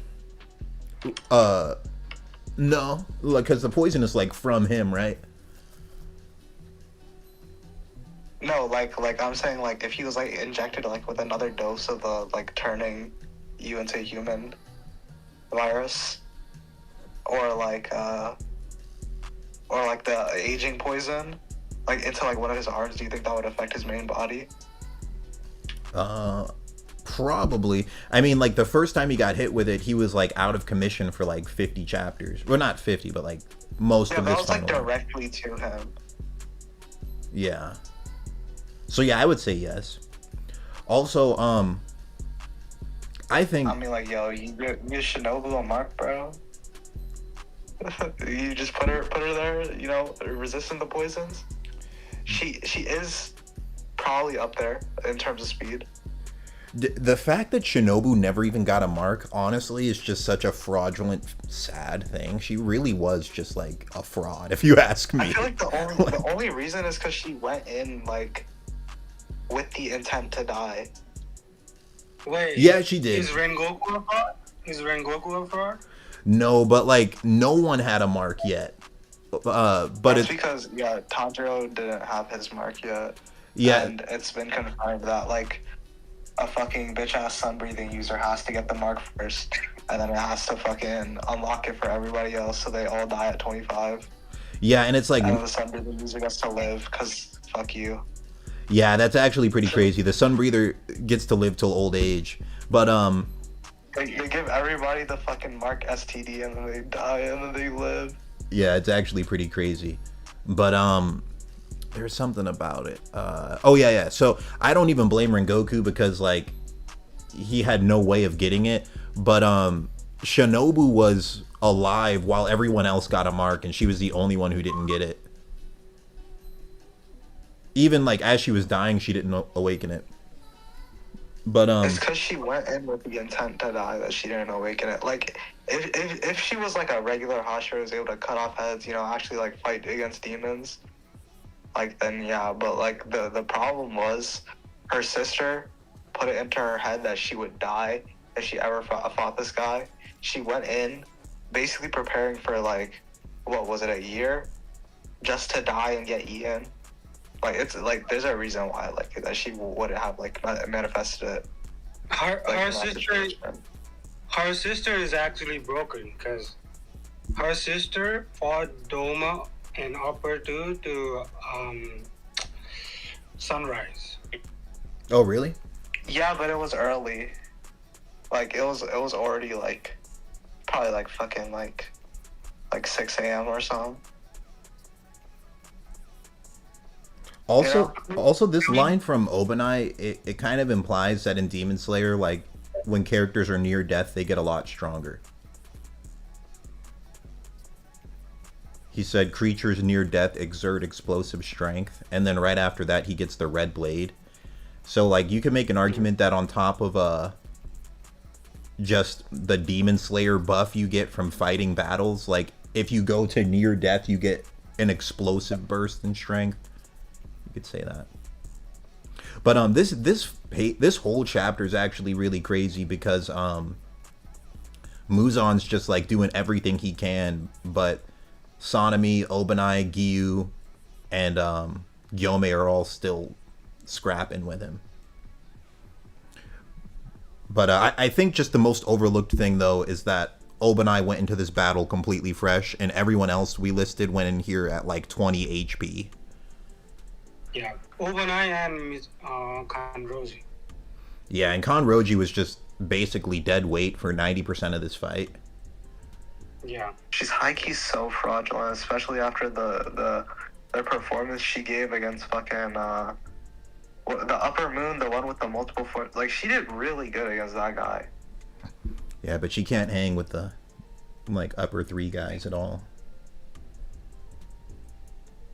But I feel like it should. Like, I feel yo. Oh, they should have set her against Akaza, bro. Like what is Akaza gonna do? He can't hit women. He's cooked. Actually, true. Yeah, she would do well against Akaza. But I just well, I don't know if she could get past his like Ultra Instinct. But I just realized for the first time that Okay, let me make the argument, right? So Mitsuri, right? She just wants to find a man, right? So she's not gonna have the battle spirit. She's gonna see Akaza. You're saying that she's just gonna Riz Akaza? Yeah, she's gonna Riz Akaza, and then she's gonna cut his head off with no battle spirit. Maybe that I could see that working. But I just noticed that Gyome made his blade red on his own, so he literally does have everything. I thought Yes. I thought that was the one thing he didn't have, but I just didn't pay attention to this panel. He makes the blade red on his own. He's top 1, and I don't think there's any debate about it, dude. Like he was already the strongest without anything. You could make an argument that you take just base Gyome, have him fight any of the other demon slayers, and he'll beat them like with all their amps. Like give them the demon mark, give them transparent realm, give them everything. Gyome might still win, but on top of that, he has transparent realm and he has red blade. I feel like base Gyome might lose to Tanjiro with everything. Yeah, Tanjiro is like the most annoying one because like But like even then, I feel it's pretty even type shit. It's just Tanjiro has the best feat where he 1v1s Muzan for the longest time with connecting all the 12 breathing forms or whatever. I just honestly, I'm not a fan of that scene just because Tanjiro was like way weaker than these guys like a day ago. But I feel like he's not pulling that shit off again. You know, wasn't he basically dying trying to use it? Like he couldn't like get like the right amount of breath. I don't know. When he used sun breathing against the dock, he literally like almost fucking died. I'm gonna look at that again and see. Like we can look at that panel. But didn't you guys say Obanai? Yeah, right when he turned his blade red, he almost passes out. Yeah. So can he even use it in a fight? Like, Yeah, that's what I was saying. Like, does he even have it then? does he do this again? Because I see he tries it right here, and then he almost passes out from it, and then they have to save him. Giyu saves him. Yeah. Oh, I no. have to fucking bring Obanai down type shit. So you can't. Go So you ahead. can't give him Great Blade, and then you can't give him the transparent world. Oh, wait a minute. You might be saying some truth. So, like, yeah, because his 2 buffs he got, can he use them? Like, can he use Transparent World with no eyes? And can he even use the red blade without passing out? It's a good question. I think he could use the transparent world, but the red blade, you could say nah. But it could be because like he was fighting Muzan and he is poisoned. Did they get the antidote yet? Yeah. They got the Oh, antidote. they got the never mind. Yeah, nah, he's cooked. He's not able to use that shit. Well, and they also just say, like, I don't even know if the red blade would really help against humans, because it seems like it just makes it take longer for demons to regenerate. Yeah, that's another thing. That's what I was saying. Like, I feel like the red blade isn't really like a power increase, but it is a good feat. It's crazy that Gyome can just do it on his own, though. Yeah. Gyome's the And strongest Tokito. for sure, bro. And Tokito. Don't forget. Well, true, Tokyo. He just has to get chopped in half first. That's all. God. But They really just chopped a kid in half and just like they just did that. Like, what the fuck, man? yeah, it is pretty crazy. But I'm not gonna. Like, this is Demon Slayer, not fucking JJK. What are we doing, bro? He But got chopped because he would be too broken for the Muzan fight. Obanai did have some crazy feats, though. I'm not gonna lie to you. Yeah, but the feats are against Muzan, who is like Poison. getting weaker. Yeah, Yeah. that's the other thing too, right? So it's like all of Obanai's feats are against Muzan, Obanai who's also does always have a tag on. Like, a lot of the other characters, like, Yome doesn't have a fucking tag on him. Gyome. Obanai, you're always seeing that fucking tag on him. Gyome doesn't need any What? paper tag, Wait, what do you mean tag? like seal? the Like paper the talisman thing. conceals.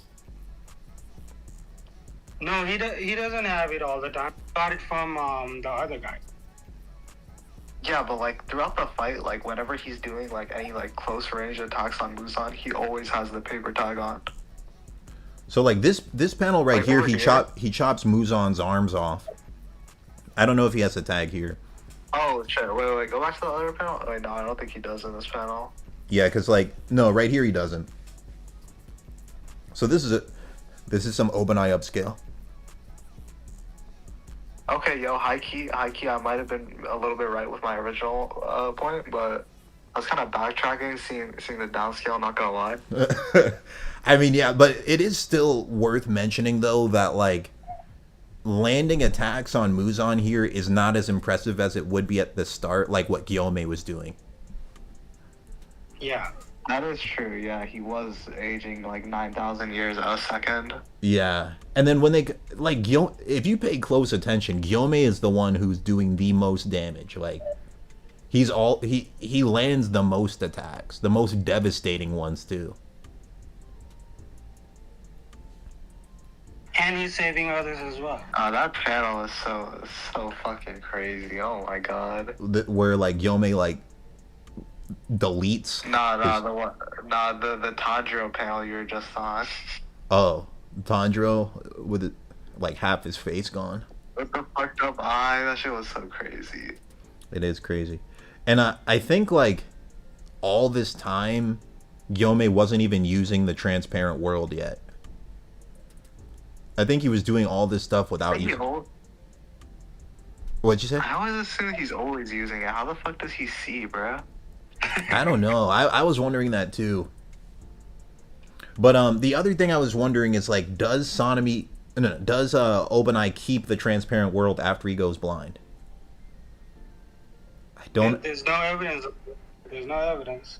There's no evidence of it. I feel like Yome existing is the evidence. I was literally blind. No, but okay, Gyome uses the transparent world and he fights on his own. But with Obanai, he has to use the seal and the snake. Because if he could use the transparent world, why would he need the snake? You know what I mean? No, that's a good point. If he could just see. I mean, he's newer with it. I feel like Tanjiro isn't always using transparent world. And there's also a panel of Tanjiro telling him to move when he doesn't have the snake. Yeah, Like he says that he can't see the talisman. Like because Tanjiro tries to give him like a paper talisman. He's like, "Oh, bro, I can't see it. I don't know where it is." Yeah. And then Tanjiro tells him to move 3 steps away or. I'm trying to see. So the power that Obanai got, he can't even use it. That's I don't know. Yeah, because like he lost his eyes here, and then he says his snake will tell him like where to go. But it's like if he could just use transparent world, unless the snake has better vision than transparent world, a snake upscale. The snake has the transparent world. The snake has the transparent world. Yeah, maybe the transparent. I don't understand. Like, I haven't read the series. Why does this dude just have like a normal snake with him that like helps him? I don't really know. Because the snake is Jormungandr. That's the theory. He's the snake. He's the snake Hashira. Yeah, the actual. That's the 10th Hashira. You didn't read it, bro? The actual answer, I don't think they ever even explain it. He comes from like a weird family where they like worshipped a snake god. Well, no, it was a snake demon. Snake demon. And that was pretending to be a god. Yeah, and he just like blood demon art. He just has a snake for like no reason, really. He's just his friend. It's like if in JJK, Yuji just had like a monkey on his shoulder, and like no one ever talked about this monkey that he has with him at all times. Yeah, pretty much. Would be. And people start upscaling it, calling his son Wukong. That's what we're doing right now. That would be wild. But yeah, it's kind of crazy that the snake is just like reading Muzan's movements, telling him what to do. That is a snake upscale if I've ever seen one. Like, there's actually a panel about it where it says, "Is the snake relaying information to him? Is a dumb animal like that reading my attacks?" Oh, yo, why is it looking? Yo, bro. The snake just straight up whispering in his ear, telling him the battle strat. Oh, yo, that panel where the snake is doing. Snake is like his eye in the camera. Like, what is that, bro? Did you see the new Superman movie? No, I haven't seen it yet. See that? Wait, bro, look on the right. Look at how Muzan's reacting to the snake's presence, bro. That is a snake upscale. Bro, Muzan is literally hella surprised, and he's hissing like, bro. It's all the way on the right. You can see Muzan's shocked face. That's a 10th Hashira, bro. The snake, honestly, this might be crazy. I might put this snake above Shinobu if I was putting him on the list. I don't know if Shinobu's reacting to Muzan like the snake is, bro. Think about the snake's perception speed to read Muzan's attacks, have enough time to read them, and then whisper them to Obanai. Bro, that is snake upscale, bro. Yo, the snake is above Mitsuri because Mitsuri wasn't able to perceive him, right? Honestly, probably true. But yeah, like right afterwards though, we do get these panels where it says Muzan is like nerfed. Hmm.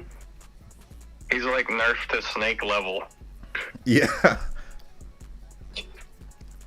He's nerfed to snake level. No, he's a dumb animal like that reading my attacks. Like, bro, Muzan's literally getting cooked by a snake. That's actually crazy. Imagine if the snake got Muzan's blood. That would be kind of. All I'm gonna say is, if the Maybe snake, that's why, cause it was a snake from the demon who was like a snake demon, right?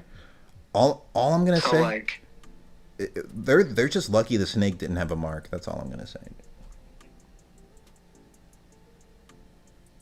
You give Red that snake a snake. mark, and he's top 4 maybe. Red snake. give him red. Red snake.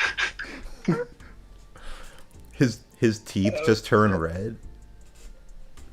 Yo, fill his venom with wisteria poison.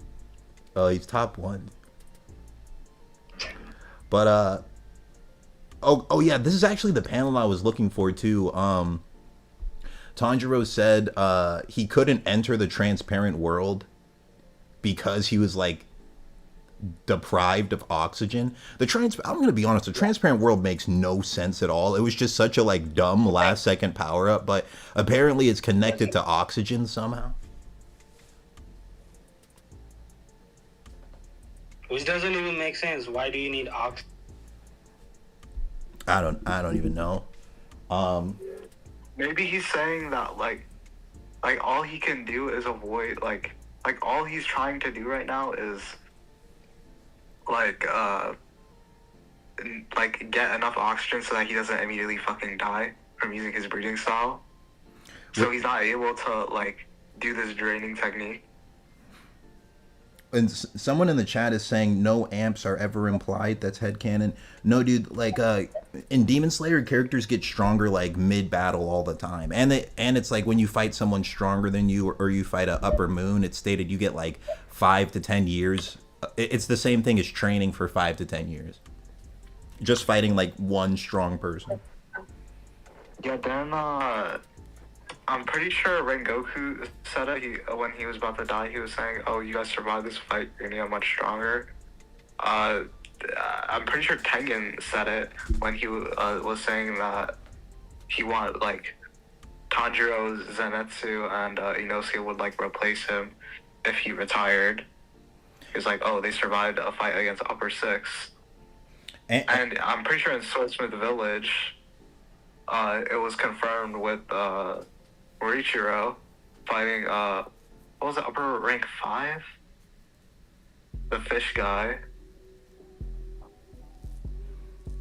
Yeah, He got like many times stronger. Yeah, they say it like a bunch of times, and they say it. Professor Fiction was mentioning they say it when they fight rank 1. Sanemi, like even after he's gotten like slashed, he's like, oh, even though I've like cut this dude a bunch of times, he's getting even faster and stronger. Like they say it all the time. And Also, another thing about Sanemi is that even though so against Hashira he might not be able to do it, but against demons, you have to factor in his blood. His blood. Yes, his blood makes the demon weaker. Yeah, that's another thing too. Yeah. yeah, that's another OP thing about Sanemi. I'm trying to find any proof. Does Obanai still have the transparent world? I don't think he does, bro. I think like after he gets his eyes cut, he can't use it anymore. That's why the snake is getting upscaled. He loses, like I said, he loses both of his power-ups. That's actually crazy. But he still performs like crazy feats though. Like I can understand like why people put him super high, because he like aura farms the most in this fight. That's true. He does have the most aura. If we were ranking the Hashira based on aura in this fight, he's definitely number 1. I feel like that's like where most people get their idea of like who's strong in a series. Like if they don't have power scaling, they're like who aura farm the most. Yeah, I mean, but also with Obanai, it's like I thought he would be really high up too, but that was kind of crazy though. I just didn't realize that he lost to Transparent World. Also, right here it looks like he makes the blade red and doesn't pass out. Yeah, when he stabbed Muzan in the neck right there. Yeah, and this was actually a crazy moment. You say that he still has it? That's a pretty good feat. Yeah, so he can still use it. And Before he was trying to pass out from just using it once, but here he's using it like right when he needs to. Like right at the moment he fucking stabs him in the head, and he's still able to react and get out. I mean, did he ever lose it? Did he ever lose the red blade? no, he doesn't lose it. And he doesn't lose any limbs either, I don't think. No. So he turned the blade red initially when he was about to pass out, right? Oh, like did it ever turn off? Did it ever go back? Yeah, did it ever turn off? I don't know. Oh. Wait. I'd have to look very closely. No, yeah, because Morichiro's only turned back when he died. I don't know if... So I mean, it probably stayed red, actually. I mean, this panel here, it looks like it's turned off. Which panel? This one on screen. No, but if you look at the red blade stuff, it never actually fully turns red. I mean, So, that we compared don't know. to this... I don't know. It's hard to tell if it's red because it's, like, in black and white. Need that movie to come out, yeah. The snake is actually doing some crazy feats. Like, he's, like, grabbing talismans out of the sky and, like, slapping them on his face. And, like, the snake is carrying, bro. Obanai also can't even see these talismans, so the snake is telling Obanai to go near them. The snake is a Snake homie. upscale. So he's actually reacting faster than Obanai and Muzan, because Muzan is also trying to like kill the snake to take out his vision type shit. The snake might be my favorite Hashira. How are you the strongest character in the series and you like can't kill a snake? Like a normal snake? No, that is snake upscale. That's the only answer. The snake upscale. Snake Slayer. The And snake. you see all. Do you see all of Sanemi's breathing? Obanai's breathing. No, actually, yeah, Sanemi's breathing too. That's actually the snake. So if you look at the way that he's twisting, that's causing the wind pressure. Wow, the snake. This whole everything we see Sanemi doing, it's actually just the snake. Oh, shit. This is what if like every time Obanai does a attack and it shows like a snake avatar that's actually really just the snake. It's not even Obanai. Bro, that's what I was saying. He's Jormungandr. He's the world snake. No, it's crazy that he just has a snake like as his friend helping him out. Like that snake is like this dude's. The snake is like his stand or something. It's like the only explanation. It Like is. no one else can. That's why no one else can even like see it. No one else The is like. breathing effects don't be real, bro. The snake is his stand the whole time. But no, it's actually, this is such a crazy fight. Like I think it's one of my favorite fights in Shonen. At least like final battles.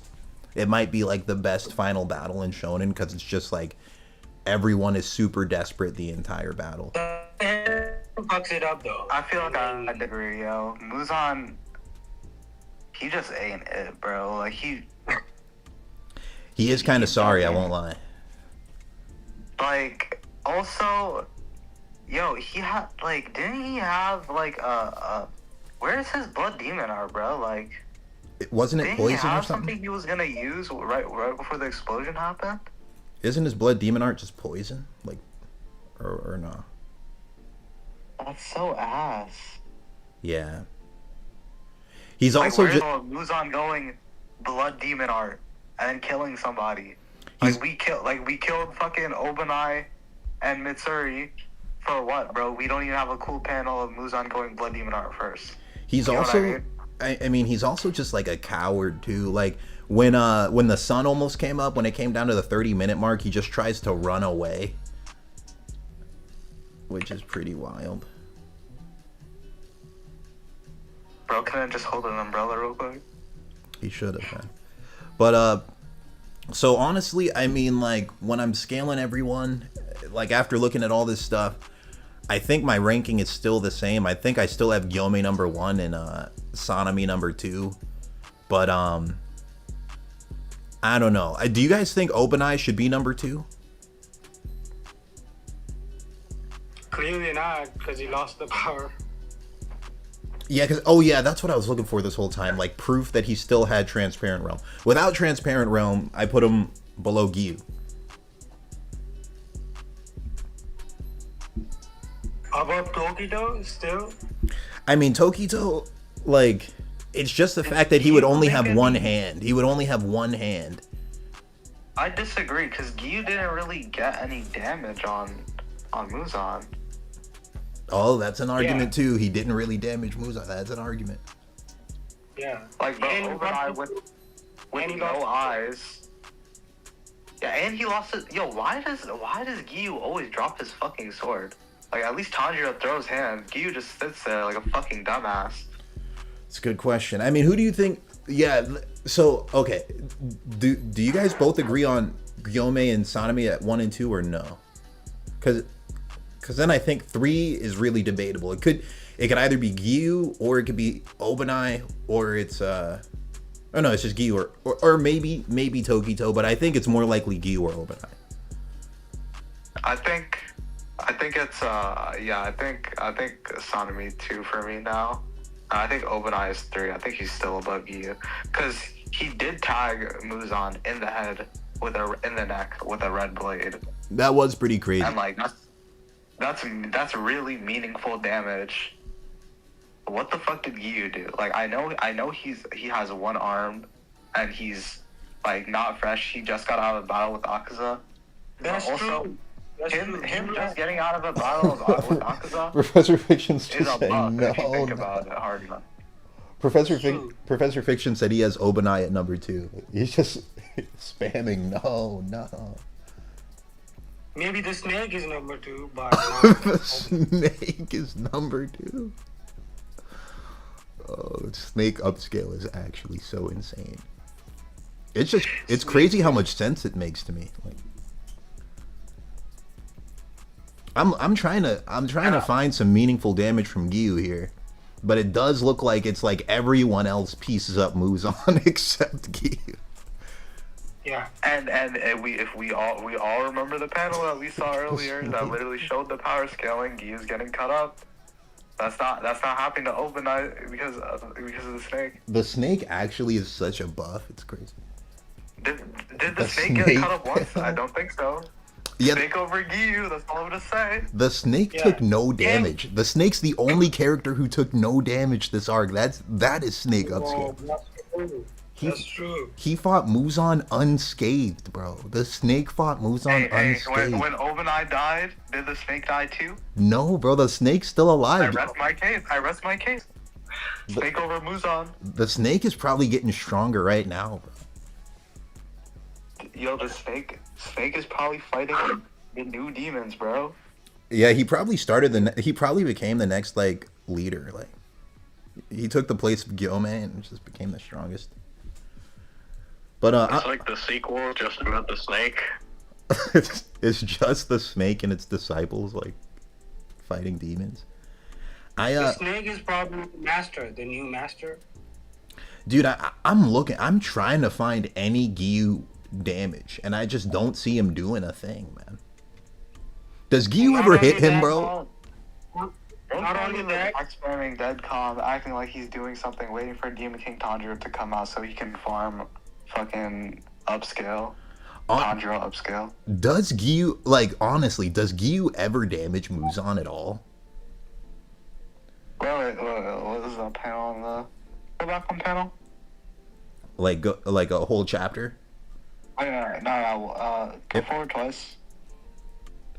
Oh, there is this scene. Father-son Kamehameha holds down Muzan. Oh, that's trash. Cause like it was Sonami and Tanjiro were holding him down, and then Sonami gets blown away. Tanjiro loses an arm, and then Giyu comes back with his one arm remaining, and like they're both holding down Muzan. Is this the first time Giyu hits him, bro? Instead of grabbing his own sword, he's grabbing Tanjiro's sword. Yeah, true. Yeah, yeah. Where's his sword at? Dropping it again, Giyu? It's so fucking retarded. Why does he always drop his sword? He's always dropping the blade. And he loses his arm. That's a downscale.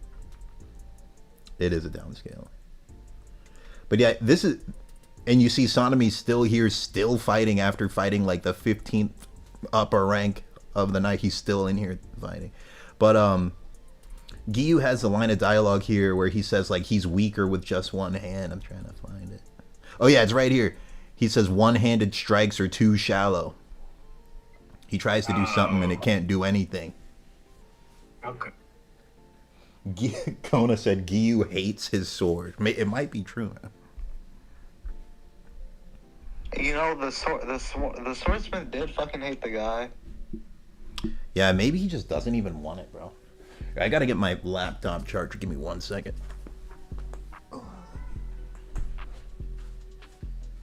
This baby form was so trash. What? Let's see when I. Yo, who spawned the dragon? Who the fuck is that? No. The dragon represents all of the Hashira. Is that what that shit says? He went to the bathroom. Yeah, that shit just zoomed in on that. So I mean, who do you guys have at number 3? Is it Giyu? Is it Obanai? Or is it Tokito? It's Tokito, of course. Because Tokito has the red blade and the transparent one. But only one arm though. Do you think he's tagging Muzan and doing any damage? Yes, he damaged the upper one when Sanemi wasn't able. I don't know. Okay, so you're saying that because Sanemi wasn't able to damage upper one, but was able to damage Muzan, you're saying that Moichiro could damage him? Yeah. Professor Fiction said he's fine at having Giyu at number 1 above Gyome. Bro, what? I could not. Yeah, I think he had. I watched the video. He had like 2 people above him. I think. I can't put anyone above Gyome because Gyome has everything. He has Transparent World. He has Red Blade. He has Demon Mark. He's got it all, and he just like is constantly doing the most damage. Like if you pay close attention to every panel where Gyome's fighting and other people are fighting, it's always Gyome like landing the most devastating hits. I genuinely think Gyome could like shit on Akaza in a 1v1. I don't think anyone else in the verse that's human, aside from Ryuichi, is doing that. I think so too. Yeah, I think so too. I think that's like the highest he could go is he could beat Akaza in a 1v1. What about Doma? I think it's pretty easy for him to beat Akaza in a 1v1. I don't think he beats Doma though, because Doma can make 5 clones of himself that Doma are like can poison. Not poison. Like like poison air basically. Like you breathe it in, his blood and the ice particles go into your body, and then you're just cooked. And you need to breathe as a Slayer. And also he's blind, so he wouldn't be able to see that. Professor Fiction gave his list. He said he has Gyome equal to Obanai. Relative to. Or yeah, I can't tell if he means equal or relative. I don't know what this symbol would mean. And then he says he has Obanai above Giyu, and he has Giyu either greater than Sanemi or equal to Sanemi. That's correct. Nah, Sanemi's over Giyu. Yeah, because Giyu only has one hand. Giyu only has one hand. You could argue that like, oh, since Giyu lost his hand, he was getting tagged a lot more. And you like give him his arm back, then they're like more equal. But Sanemi had equal statements earlier. He fought a stronger character, so he got better Slayer amps. Truth. He had way more near-death experiences because he fought 1v1, while Giyu had Tanjiro to just save him. That's true. And like they were saving each other repeatedly. That's true. While Sanemi had to fight 1v1 for a bit. Then he had to like jump the upper moon one. And then in the fight, Sanemi's redirecting hits, while Giyu, a defensive fighter, can barely even react. That is such a good panel though. Like that scene where I'm trying to find it. That scene where Gyome's like, "Oh, bro, I can barely even tell what's going on right now," and then it's just him and Sanemi are able to handle his attacks. Giyu's getting slashed though. I think that just shows the power scaling right there. And another thing for Sanemi is that it's stated that the more he gets damage, the better he gets. Okay, yeah. Isn't that just because of his blood though? And I don't think we can really take that into account. I don't know if that works against Muzan, but I just found the panel. So it's like Gyome saying like, this is before like the poison's really cooking Muzan. This is like at the beginning of their fight. He says he's gotten even faster. It's overwhelming. I can't even get a feel for his attacks. And then you get a close up panel of like how the fight's going, and it's Gyome is the only one doing damage. He like rips off one of Muzan's arms. Sanemi is reflecting 2 attacks, and then Giyu's just like getting cut. Like you see he's like bleeding.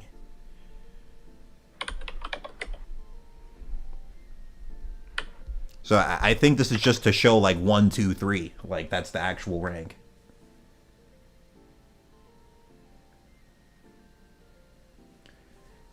He said Gyome can barely keep up, and Obanai fights him while blind. That's crazy. Well, Obanai fights like a weaker version though.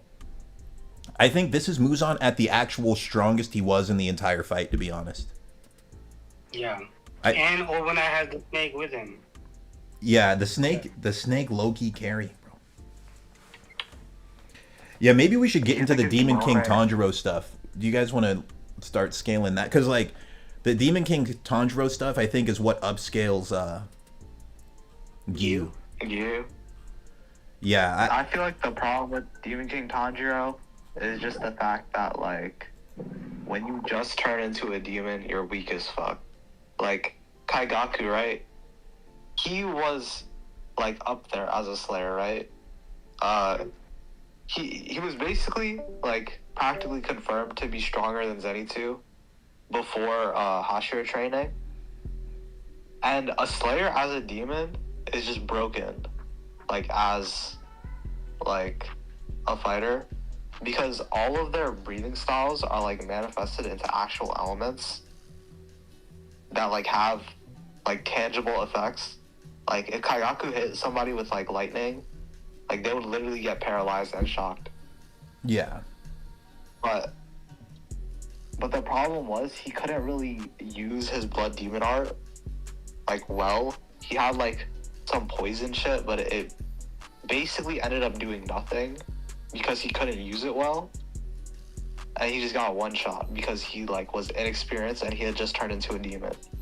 That's why Upper Moon 1 is so strong. And he even said Slayers need way more of Muzan's blood. So there's already that baseline requirement. And it's harder for them to become demons. So they get even stronger because of that. But because he had just turned into a demon, he was so like nerfed that he was practically weaker than Daki and Gyutaro. So I just real quick want to say, is this right here, would this be some Inosuke upscale? Because Giyu's about to get killed by Demon King Tanjiro, and then Inosuke saves him. Yeah. Inosuke looks better than you. Well, I mean, Inosuke did fight Upper Moon too. You did fight Upper Moon 3? Oh man, maybe there's something there. Inosuke surpassed Giyu. Okay, so I'm not gonna lie. I think Tanjiro surpassed Giyu when they fought Akaza, Yeah, he definitely did. which is annoying to say, but I think he did. Watching the movie just made it all the more clear. Yo, Giyu starts going on around. He's like, oh my god, Tanjiro won at that moment. He really did. In the manga, he's like, Tanjiro, what the fuck are you doing? You really threw away your fucking sneak attack. This fucking dumbass fucking. But how strong do you guys think Demon King Tanjiro is?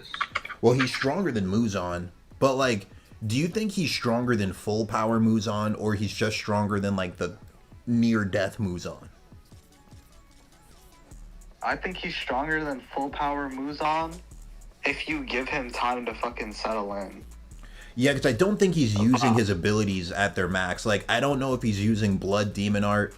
He should be able to use breathing. He's not using Blood Demon Art, and he's not using breathing. He's just like swinging his hands around. He's literally like acting like a fucking animal. Yeah. Like he's not doing anything. Like that's why he would be stronger than Muzan. Here he's actually weaker than Muzan.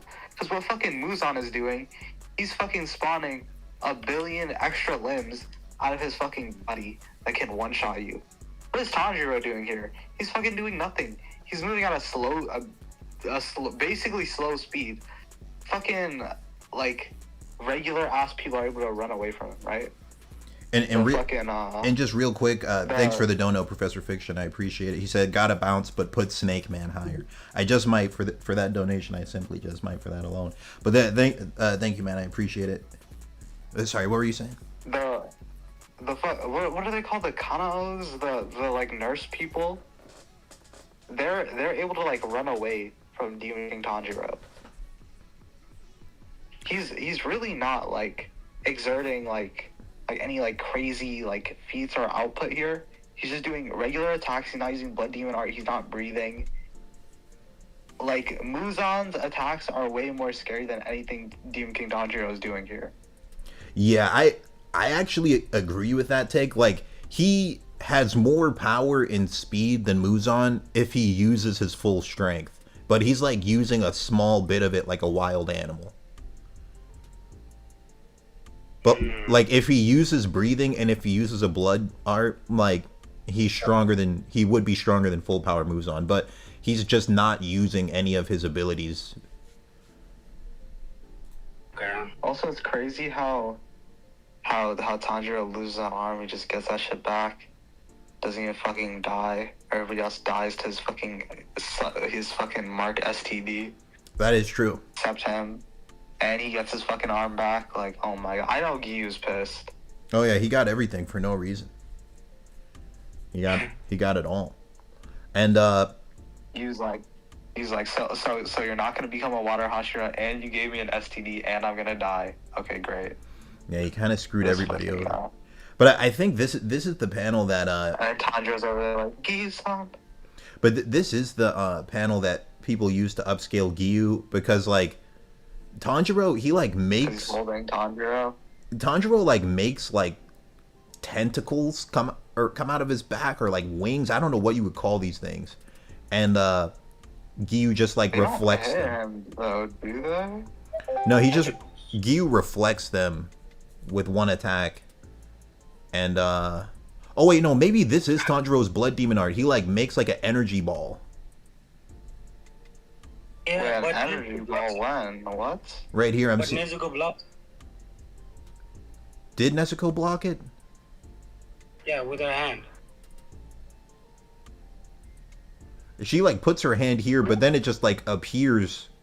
I don't know what exactly. No. The blast, not this panel. Later on, when Tanjiro does the blast from the mouth, I think Nezuko blocks it. Yeah. Oh yeah, she just puts her fucking hand. Yo, how did she take this? Yeah, I don't really understand. Like, this is one of. Is this human Nezuko upscale? It might be. I mean, yeah, like if What if we give human Nezuko breathing? she's top one. She did take Demon King Tanjiro's attack. We might have to upscale her past Giyu. But here's the other thing. It's like this same Demon King Tanjiro, he tries to attack Kanao. I don't know how to pronounce her name. He tries to attack her. Yeah, no, that was right. And she dodges it and then slashes him. Well, she did use her. She used her eye thing. Her eye thing. But I've heard people say like this is Tanjiro who's like getting weaker because he's like slowly becoming more human. But I don't know. I think the whole Demon King Tanjiro scaling is like a bit weird. It is. It's inconsistent. I feel like it's something that people just use to upscale Giyu because they want him to be up there when he's not. I mean, I'll be honest. This is more impressive than what Giyu did because she like dodges his attack and slashes him at the same time with like an antidote. I think. Well, she doesn't fully dodge as she gets hit, but she gets in close enough to like actually do something. Yeah. But, yeah. Like here, this is a good feat for Kano. Like the eye is actually just such a crazy amp, and it does have a big drawback, but like it's worth it, like based on what she does. Yeah, she like goes blind after she uses it. So Kanai and Inosuke get upscale. Yes, Giyu doesn't though, because Giyu doesn't fight the tentacle one. Yeah, I think like the big debate is always going to be over like spot number 3. I think it's Open Eye. Yeah, I think it's Open Eye. If he keeps Transparent World, then I think it's Open Eye. If if Open Eye keeps Transparent World, I think he's 2. Personally, I could still see Sonomy above him, but I think Transparent World is a little too OP. Yeah, I could see but that. If he doesn't have it, I think he's 3. If he does and not, then it's like Giyu, and then probably definitely Mitsuri over Rengoku. yeah. Oh wait, no. And do you have Giyu over Tokito? There's 5. They both have one hand. Listen to this. Yeah, they both have one hand, and one has Transparent Wall and Red. I mean, yeah. Richard was probably over Giyu. Yeah, he didn't fucking do anything against Muzan. You know, like people say, oh, Giyu fought Muzan, but like, bro was practically like right there with Mitsuri. yeah, he was like a Mitsuri tier fighter in that fight. I know it's The Snake also fought Muzan. The Snake did fight Muzan. Well, the Snake didn't get tagged, so like, why would we talk about like the top one? Like we're talking about the lower tier Muzan fighters. True. You know what I mean? That's true. I mean, That's true. what I honestly like after talking about it, I could see Tokito over Giyu. I could actually see that now. I'm starting to see that. Just because he has they both have one hand, but Tokito has Transparent World and a red blade. He has 2 things Giyu doesn't have. What about Tokito and Obanai? If Obanai lost the Transparent World, is Tokito over? Probably. Yeah, like especially if Tokito like survived and did the final battle, then I would say Tokito would be above even Sonomy probably. If he survived. Yeah, if he survived, he's probably above fucking Guillaume if he could cook enough, but it's kind of hard to be above Guillaume because it's Guillaume. Yeah. I mean, where do you guys think? When he unlocks the mark and then just dies after, it's like, how the fuck are you gonna get over that? It's like fucking my guy during the war, like, you know what I mean? Yeah. That's your fucking Tanjiro. You're not getting over that. And even Tanjiro couldn't really get over that until he got the fucking 12 chain sun breathing bullshit. Do you think Tanjiro surpassed Guillaume? I think that one move surpassed him. Yeah, which is. But I don't think as a fighter, he's over him. I think Guillaume is stronger, and I think he has better see-through the world, and I think he has more range and more options. I think honestly, it's crazy that that's even a discussion because like going into the Hashira, like the final arc, I think he was like weak. Well, yeah, going into the Hashira training arc, he was weaker than the pink hair girl Kanroji. He was like, he was weaker than them all. Like, even like Shinobu would piece him up. But I mean, he does fight Akaza, and he does like that Akaza fight was really just Tanjiro fucking getting upscaled. That is what it was for, yeah. He gets power ups faster than every other character by a lot. And Gyu was high key carrying him during the Akaza fight. That's why a lot of people think. That's another reason why people overscale Gyu is how hard he was carrying Tanjiro, which we didn't actually talk about, but during a lot of the Akaza fight, it was Gyu 1v1ing him, and it was like Tanjiro jumping in, you know, trying to do a few things, and ended up needing to be saved. And like only a few times did Gyu need to be saved. True. And when it did, it was like dumb shit, like him fucking dropping his sword. Yeah, he which did. Tanjiro also did. But when Tanjiro did it, he just fucking punched Akaza in the face. Which was so fucking funny. This is all true. I mean, I think we could kind of wrap it up here. Like, the last thing I'll say is my overall chart, I think, stayed the same as it did in the beginning. I got Gyomi number 1, Sanemi number 2. But number 3 is just, like, very much a toss-up. It's either Obanai or Gyu or Tokito. I think it's Obanai. And then number 4, I might have Tokito at number 4 now. I don't know. It really is tough, but my gut feeling is to still say Gyu, and then 5 Tokito, and then after that pink hair girl, then you got Rengoku, then you got Shinobu and Tengen. Oh wait, I didn't say Rengoku. I put Rengoku like right above Shinobu. I think he's weaker than the pink hair girl. Yeah, after Because he wasn't marked. Because he wasn't marked. Yeah, because he didn't do the Hashira training, and he didn't get a mark. And like something I would say to just like slander Shinobu is since the Hashira get 5 to 10 years stronger from one fight, like she's like decades behind the other Hashira because she didn't do the Hashira training. Wait, what?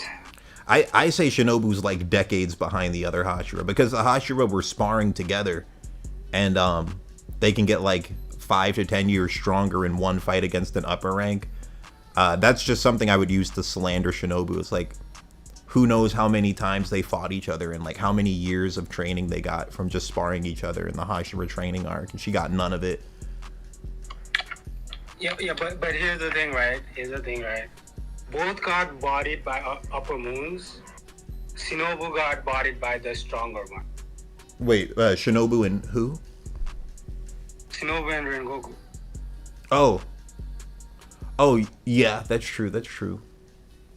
But yeah, but Rengoku put up more of a fight than Shinobu, in my opinion. Yeah, Shinobu got no diffed. Like, Doma was like just clowning around the entire time. Wasn't even using his blood demon art. Doma, like, he also let himself get poisoned too, like multiple times when he could have.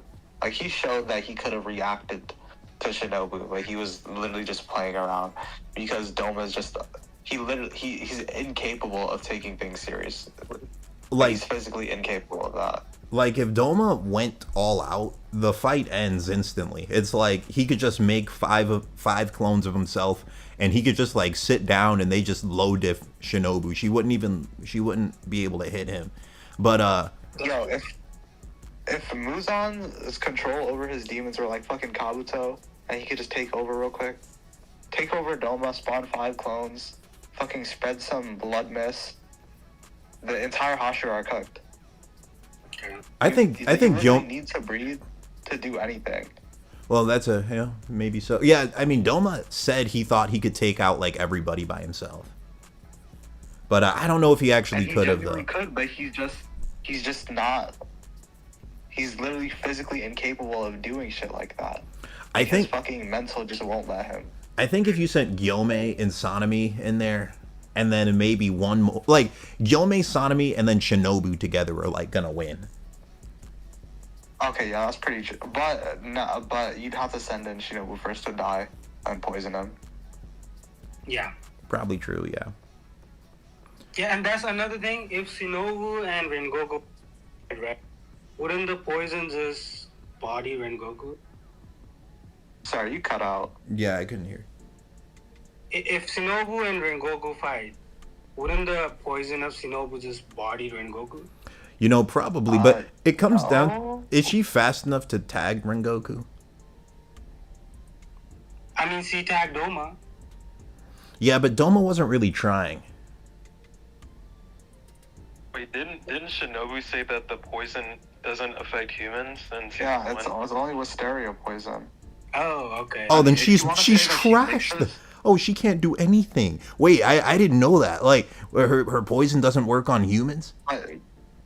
But she, Yeah. but Lilo, she also mixes her own poison. So like you could say that like she would make one, but Nah, if her poison that she usually uses does not work on normal humans, she's she's weaker than like Zenitsu, bro. Like she might get she might lose to She's trash. she might lose to Zenitsu, bro. wait, where does Zenitsu rank on the Hashira rankings? He technically is a Hashira. I mean, I would have put him at the absolute bottom, but like I don't know now. Oh, Like, so what do we think about Zenitsu over Mitsuri? no way, no. No. Zenitsu has to be at the bottom, dude. Like, Nah, I mean, Mitsura reacted to lightning, so that's kind of. I'm actually still surprised that Shinobu's poison doesn't work on humans. This whole time I thought that she was actually kind of broken with that, but now she's even worse than I thought. Yeah, that was the only win con I had for Shinobu. Shinobu honestly should never have even been a demon slayer, bro. Like, what was she doing, bro? I mean, her sister did say like, bro, you're gonna die. Yeah, she was right. She should have just like chilled. That's crazy. Kano surpassed her within like minutes of picking up a sword. Bro, Kano also got like, what even is her breathing style, bro? What's good, like, Neil? Didn't she Insects. surpass her because of Shinobu? Because of that hand sign she did? Yeah, like bro, what the I think like Doma pointed that out. Doma was just saying like she's more skilled than Shinobu was. So she's just like genuinely actually better. And she's also stronger, she's like she also- can chop a she's also demon. taller. Yeah, that like makes her a little but- stronger, yeah. Wasn't that statement like pointing towards that? He was pointing towards Shinobu giving her that hand sign or whatever. Something about warning her about. Yeah, like, yeah, it was her telling her exactly like what his abilities are with like that hand sign. It sounds like I figured some that statement came from that. sounds like some Shinobu downscale, to be honest. But honestly, man, I just think It is a Shinobu bit is of so scale down, sorry, bro. bro. She's so sorry. It's actually crazy. Also, Lilos, I got a question for you, buddy. What's up? So, like, where do you scale End of Series Muzan? Do you scale him, like, above Kokoshiba? Oh yeah. Oh well, like, do you mean when he's right about to die, or like just him at full power? I'm just referring towards him, like, after he got hit with that drug at the beginning of the fight Yeah, I think. by, what's her name? Yeah, like I think even when he's poisoned, he's still stronger than rank 1. Okay, why? Just because like there is some dialogue from Guillaume where he's like he's gotten so fast I can't even like read his moves anymore, and Guillaume never said that about ranked 1. I mean, the monster form you can argue. The monster form rank 1, you can argue.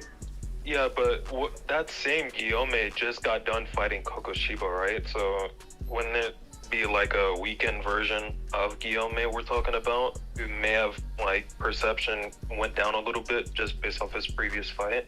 That's possible, but I would also say like I think like I would put it like this: rank 1 died to just like 3 Hashira and then Genya. But like Muzan, even in his weakened form, fought like 6 Hashira at once, and almost beat them all. What is this Genya downscale? To be fair though, like Kokoshibo did stop himself from regeneration. So yeah, the monster form Kokoshiba, that might have been stronger than poisoned Muzan, because he like didn't fight in that form. Like if he had kept going, he might have been like stronger than the poisoned Muzan. Yo, wait. I need to retract this Genya downscale real quick, because Genya, he had already eaten. What was it? What upper moon was Hantengu? 4, I believe. Yeah, he'd already eaten Upper Moon 4, developed a demon art because of it. So he was already amped from that, right? Then he proceeds to eat Upper Moon 1's demon art, and while like it's kind of acts like a poison at first, he gets like significantly amped because of it. And his blood demon art is literally able to hold Kokoshibo in place basically for free for how long, and nurse him heavily throughout the fight. It is actually a pretty crazy blood his energy. It is pretty crazy. Yeah, it's actually pretty nuts. I think out of everything I learned in this one stream though is just the fact that Shinobu is probably weaker than Tengen, to be honest. And the snake is good. I was right on that shit. And the snake, not gonna lie, probably I'd rank that snake above Shinobu. I'm putting the snake above Rengoku. Okay, nah. The snake above. Also, yeah, Lilos, you said earlier that the reason why you put Rengoku low is because he didn't have Mark and he didn't go through the training. Yeah. Yo, Cosmic. Okay. Oh, my bad. Go ahead. Oh no, Cosmic was just like making some wild noise. I don't know what that was. But what did you say? Yeah, so I was gonna say, like, I believe that Rengoku did better than Giyu did with Tanjiro against Akaza, even with Giyu having that Hashira training and Mark. That's so. I don't think it's a necessary condition for Rengoku to have it. I think that Akaza was stronger though. The one that Giyu fought. How so? Like, don't they get stronger from eating humans? Yeah, but also Akaza's ability, his compass needle, like he gets stronger via his opponent's fighting spirit, and he stated that Rengoku's fighting spirit was. Rengoku did have the max. Nearly perfect. Yeah, he said he had the max battle spirit possible, and that it was perfect at the peak of martial arts.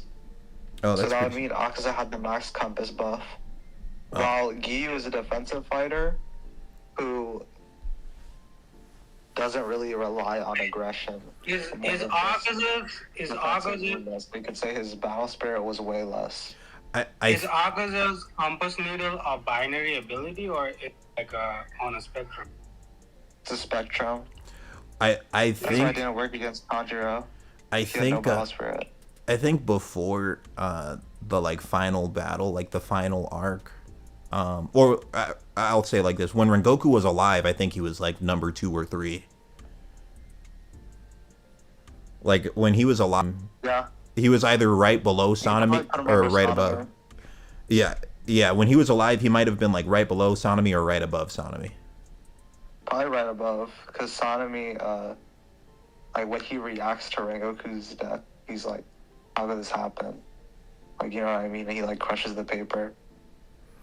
Yeah, so maybe Rengoku was like number 2 before he died, but it's like all the Hashira get way stronger through the Hashira training, and then the final battle where they're all fighting upper ranks back to back. Demon Slayer training is so dog shit. Like, y'all really could have been doing this the whole fucking time.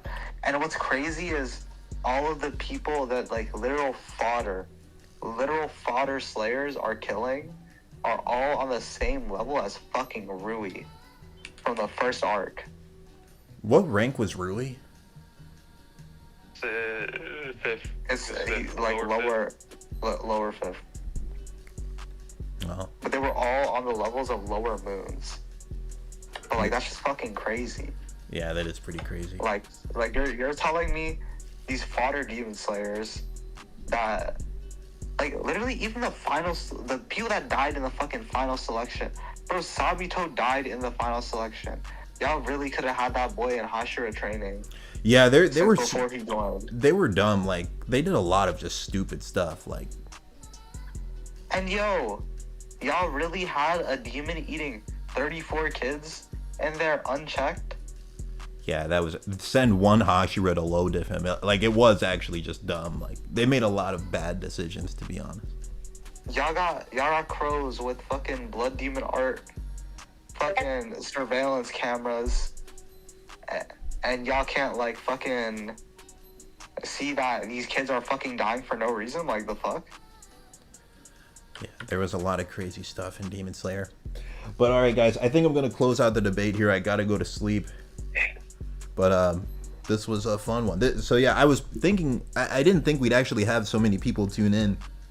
I thought it was just gonna be like me and Cosmic only, but this was actually a lot of people. So I probably won't do a part 2 to it.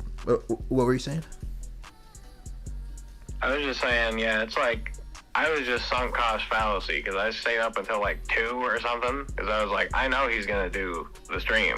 And then it was like, oh, it's about Demon Slayer. I'm like, well, I didn't stay up for nothing, so guess I'm coming. No, I appreciate it. Pause. Wait, I got a question. Wait, so why would yeah, I know I'm a Rengoku glazer.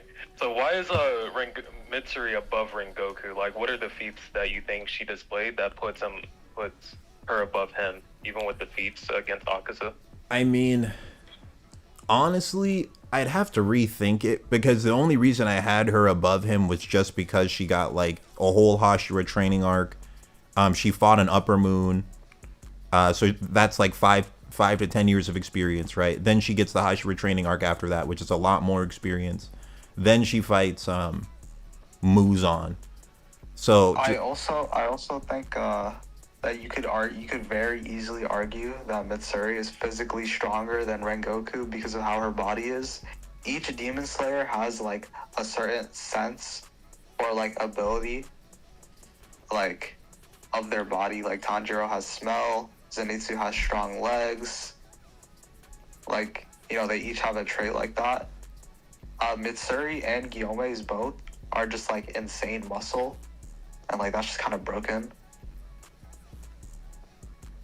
Wasn't there something like an official panel where they put like them equal, or may have put one of them above each other? I think they did an arm wrestling. Yeah, the arm wrestling. let me look. Is that Yeah, where, I'm pretty sure Mitsuri was like. beat him? I'm pretty sure he was like equal with. She was like equal with Guillaume. Yeah, Which is insane, by the way. I see it here. It says like in the arm wrestling, Rengoku. I don't know their last names. So is this is freaking Saname and Giyu and the pink hair girl. They were all equal in arm wrestling strength. Tengen was actually second physically strongest.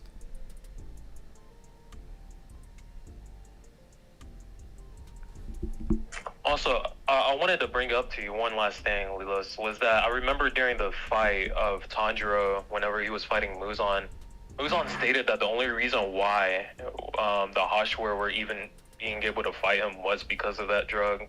And I figured that would be like, I would make it to where you can't really scale the Hashira towards Muzan because we don't know how strong this Muzan is. But you did earlier present like a good argument for like how Kokushibo is like below that same Muzan. So it is hard for me to say, but I was gonna refer to that statement from Muzan. Yeah, I mean the other thing is way. like the Demon Slayers are all getting stronger as they fight too, and so it's like stronger versions of all of them versus this like nerfed Muzan, and he's still like slapping them around. Yeah, literally. But also, And oh my bad. Go ahead. oh no, I was just gonna say this is also just some more Shinobu downscale because she's supposed to be the fastest, but she's only ranked 4 in the running. But Literally. I feel like there's zero way that Giyu is fucking the same strength as Mitsuri in arm wrestling, bro. Like, why couldn't this be like the fucking Phantom Troop list where they actually give us some fucking numbers? it would be nice, yeah, because it just said that they're all like 4 of them are all interchangeable. So like one day someone will win, the other day someone else will win, I guess. Right, but like there's no, like, I see no universe where fucking Mitsuri loses to Giyu in arm wrestling. Also, what's the explanation for like you almost dying to Akusa to being able to like keep up with Muzan later, and then even like somehow getting faster than Demon Slayer or Demon King Tanjiro for a moment? Like how does he go from that to being much stronger? I mean, like Muzan gets. I mean, so we were talking about it. Giyu, like, I don't think he ever even damages Muzan. Like, he's just kind of reflecting his attacks, but I'd have to analyze it again to see if he ever actually even does damage to him.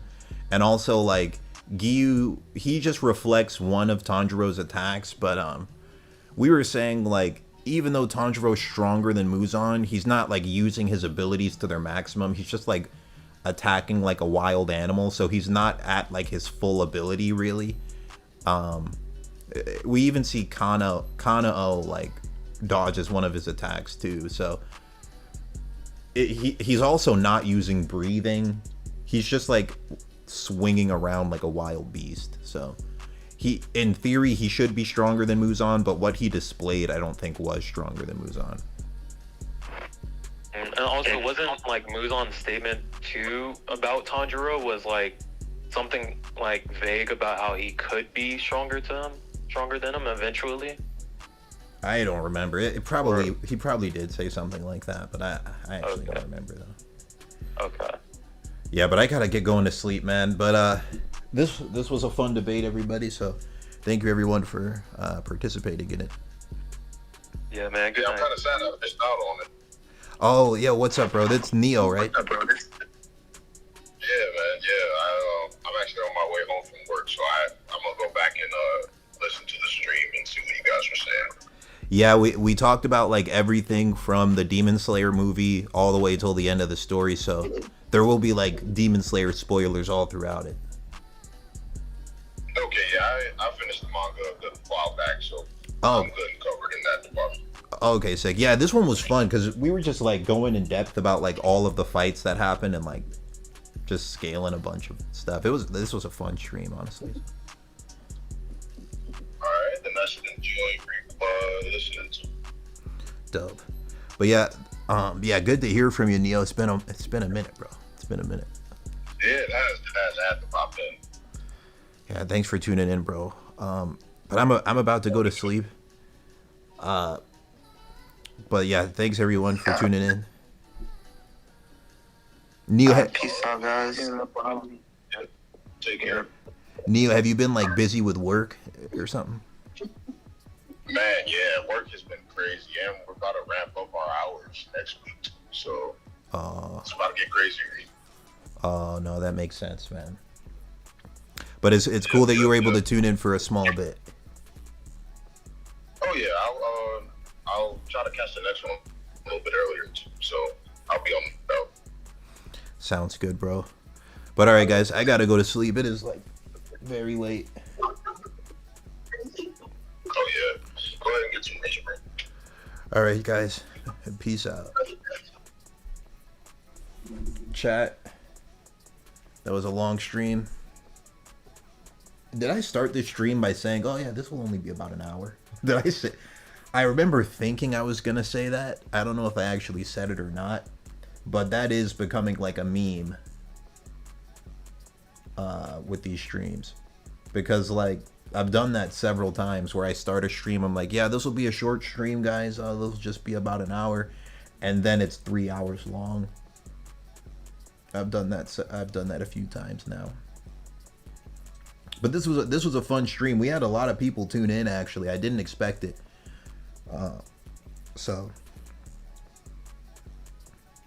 But yeah, thanks everyone for tuning in. That's it for this stream. I appreciate the views, appreciate the comments. Thank you guys for watching, and I'll see you on the next one.